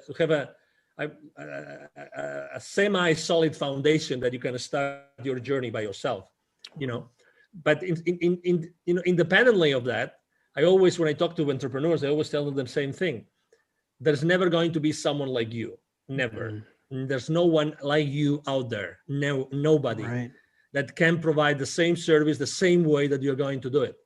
You know, and if you are able to, and that's why marketing and exposure is so important. If you are able to really articulate who you serve, why you serve them, and how you do it, then that's the starting point of any business. Wow. Don't think that there are no clients for you out there. Abandon that scarcity mindset. Yep. You know, it's not true. Out there right now, there are potential clients of yours. They already exist. And you are the perfect person to provide them with those services or those products. That already exists. Wow. The thing is, are you going to take action? Yes or no? Wow. You know, and I mean, again, I made a lot of mistakes and I wouldn't make them now if I restarted again. You know, if I went back to 2016, I wouldn't do the same things and I wouldn't make the same mistakes. Right. But regardless, you know, I encourage everybody to make the step, because I think that, you know, being yourself, who you really are, who you really want to be, I think it's priceless. See, and now you're touching on something that I happen to love. I'm a little obsessed with it, actually, when it comes to authenticity and how being your authentic self is truly your USP. It truly is your unique selling proposition. And that's what you're touching on right now. And a lot of people, I think we try to fabricate, not fabricate, I guess manufacture would be the better word. We begin to manufacture these solutions to these quote unquote problems, right? And we really remove ourselves from it, because, hey, if someone really knew me, why would they want to work with me? And even more so, why would they want to give me their money? What about, you know, whether it's how you grew up or what you learned in that corporate setting, gave you the boldness to say, you know what, I have a unique story. You know, I've gone through some unique things that no one else has done in the exact same order or fashion that I have. I can help people in this unique way. Absolutely. Exactly. You said it very well. There's nobody else in the world that can do this like you are going to do it or you want to do it. obviously we are all a little bit, and you are also, you through your own journey, there was some point in time in which you used the word boldness. You need to be courageous. You need some courage, at some point to do things. Just to start a podcast, just to be in front of the camera, you need courage. It takes courage to be in front of a camera until you get used to it, right? And then you like it, and then you use it as an instrument. You use it as a stepping stone for something else. So before I left corporate America, I have to say I attended several conferences that would provide me with the knowledge and the wisdom that I needed to know before I left, the corporate world. Yeah. And I think that's something that I definitely would do again, which is prepare yourself before you make a decision. Prepare yourself, try to know what others have done successfully or not successfully. It's good to be surrounded by successful people, but I think that it's important also to talk to people that have not been successful, just to know what mistakes they made. Okay, they have not been successful and they went back. It's okay. It's like we are so hard on ourselves, Mike. We're so hard on ourselves. Be open. You never know where your next client is going to be. Wow. So it's good to be surrounded by successful people, and you want to be with them and you want to become one of them, of course. And I do the same thing. But at the same time, for me, it's also very good to listen to people that have failed, to know exactly why they think they failed and what would they do differently. At the end of the day, I don't think that concept of being successful or failing exists. I think it's a matter of, and Tony Robbins says that very well. I think the quality of your life is the quality of your emotions. That's it. So, you, for instance, we just met each other, right? We've been exchanging some emails and messages, but as soon as we got together here on this, Zoom interview, you have a big smile, you're positive, you're passionate. I had read some emails. I could probably guess that you were like this, but until I saw you, I didn't know who you are, what you stand for.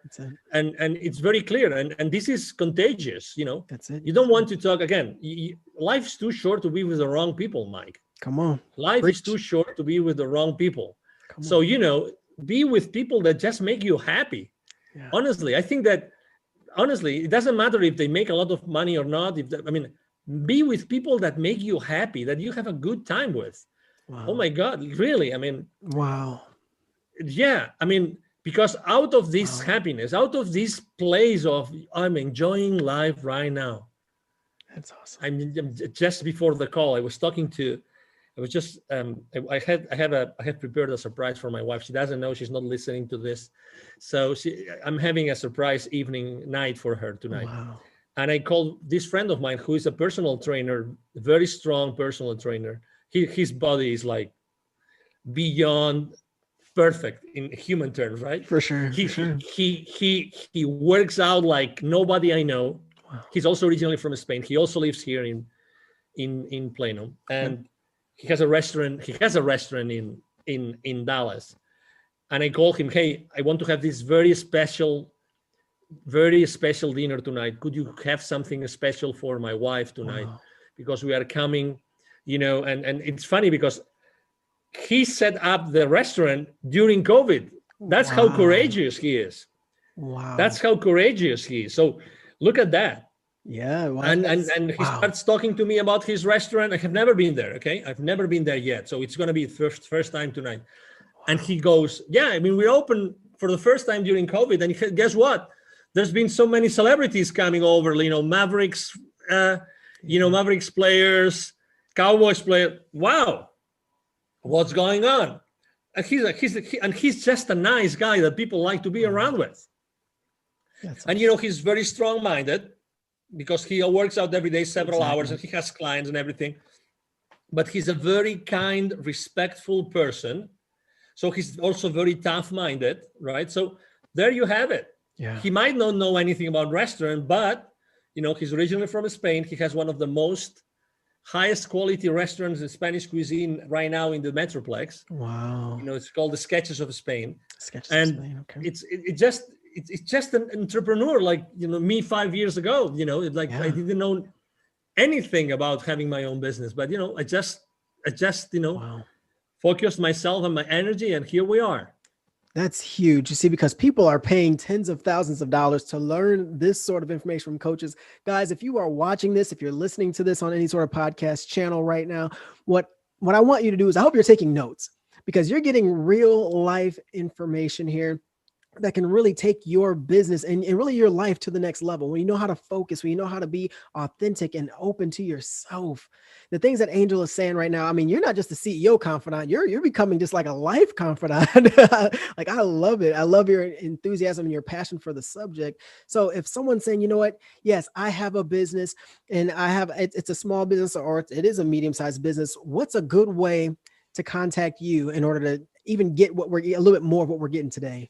Yeah, thank you. I help companies, and not only like go international, I also help them accelerate the growth of their businesses locally. Okay. So that's important for them to know. So thank you for allowing me to share my contact information, Mike. It's very easy. My name is Angel, as in heaven, right? So it's my email address is Angel, ANGEL, at @AngelRibo. Ribo is my last name, RIB as in boy O.com. So it would be Angel at angelribo.com. I'm very active on LinkedIn. I have a team of people that work with me, thank God, and they respond to all the messages, all the emails. So feel free to reach out to me on LinkedIn or send me an email. Again, every single message that I receive, I respond. That's awesome. Every single one. Okay, so that's awesome. Absolutely. Well, guys, all of Angel's information will be down in the show links. So please be sure to look out and reach out to him. Also, go on LinkedIn, because yes, his posts are amazing. And yes, I mean, when you talk about followers, there's like 25,000 of them on there, and he is responding. He's going back and forth. So he's a very caring guy. His heart is in this. Serving is not just what he does, but a servant is who he is. And so, guys, be sure to follow him. Angel, one last question for you. If you were to be going dark right now, if you're like, you know what, I'm just going to be in my house, me and my wife, we're going to go away for a couple months, what is one line of encouragement you would have to everyone listening and watching this right now? Okay, so that's my mantra.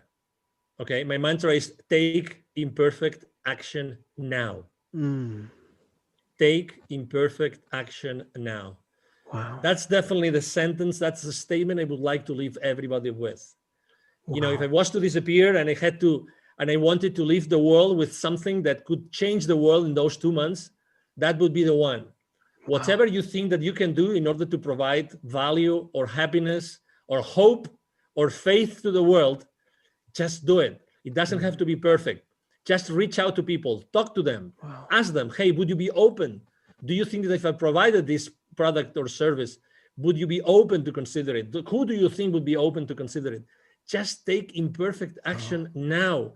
Unfortunately, we are raised on this concept of perfection. Everything has to be perfect before it gets out there. Yes, sir. Not at all. Wow. When you become a podcaster, do you have to have the best microphone, like $250? No, you can have a $50 microphone for a while until things ramp up. That's it. And you thrive. So again, the most important thing is just you, is being you in front of people. Period. That's awesome. Why take imperfect action now. Nothing else. Wow, guys. I mean, those 4 words strung together in a phrase is so powerful. Take imperfect action now. I hope you've heard that. I hope you're ready to do that. Let 2021 be that year for you. Let's not keep looking back at the problem that 2020 was, but let's look forward to the future and taking imperfect action right here, right now. Angel, thank you so much for your heart. Thank you so much for what you do for your clients and for these listeners today. Guys, again, go into the show notes, hit those links, follow Angel, be encouraged to take that imperfect action now, and know that we do love you. We care for you guys. Again, my name is Coach Mike T, and this is Speak Audibly's 100% Me podcast. Guys, remember, you have a voice. Let it be heard. Go out there and speak audibly. We'll talk soon. Goodbye.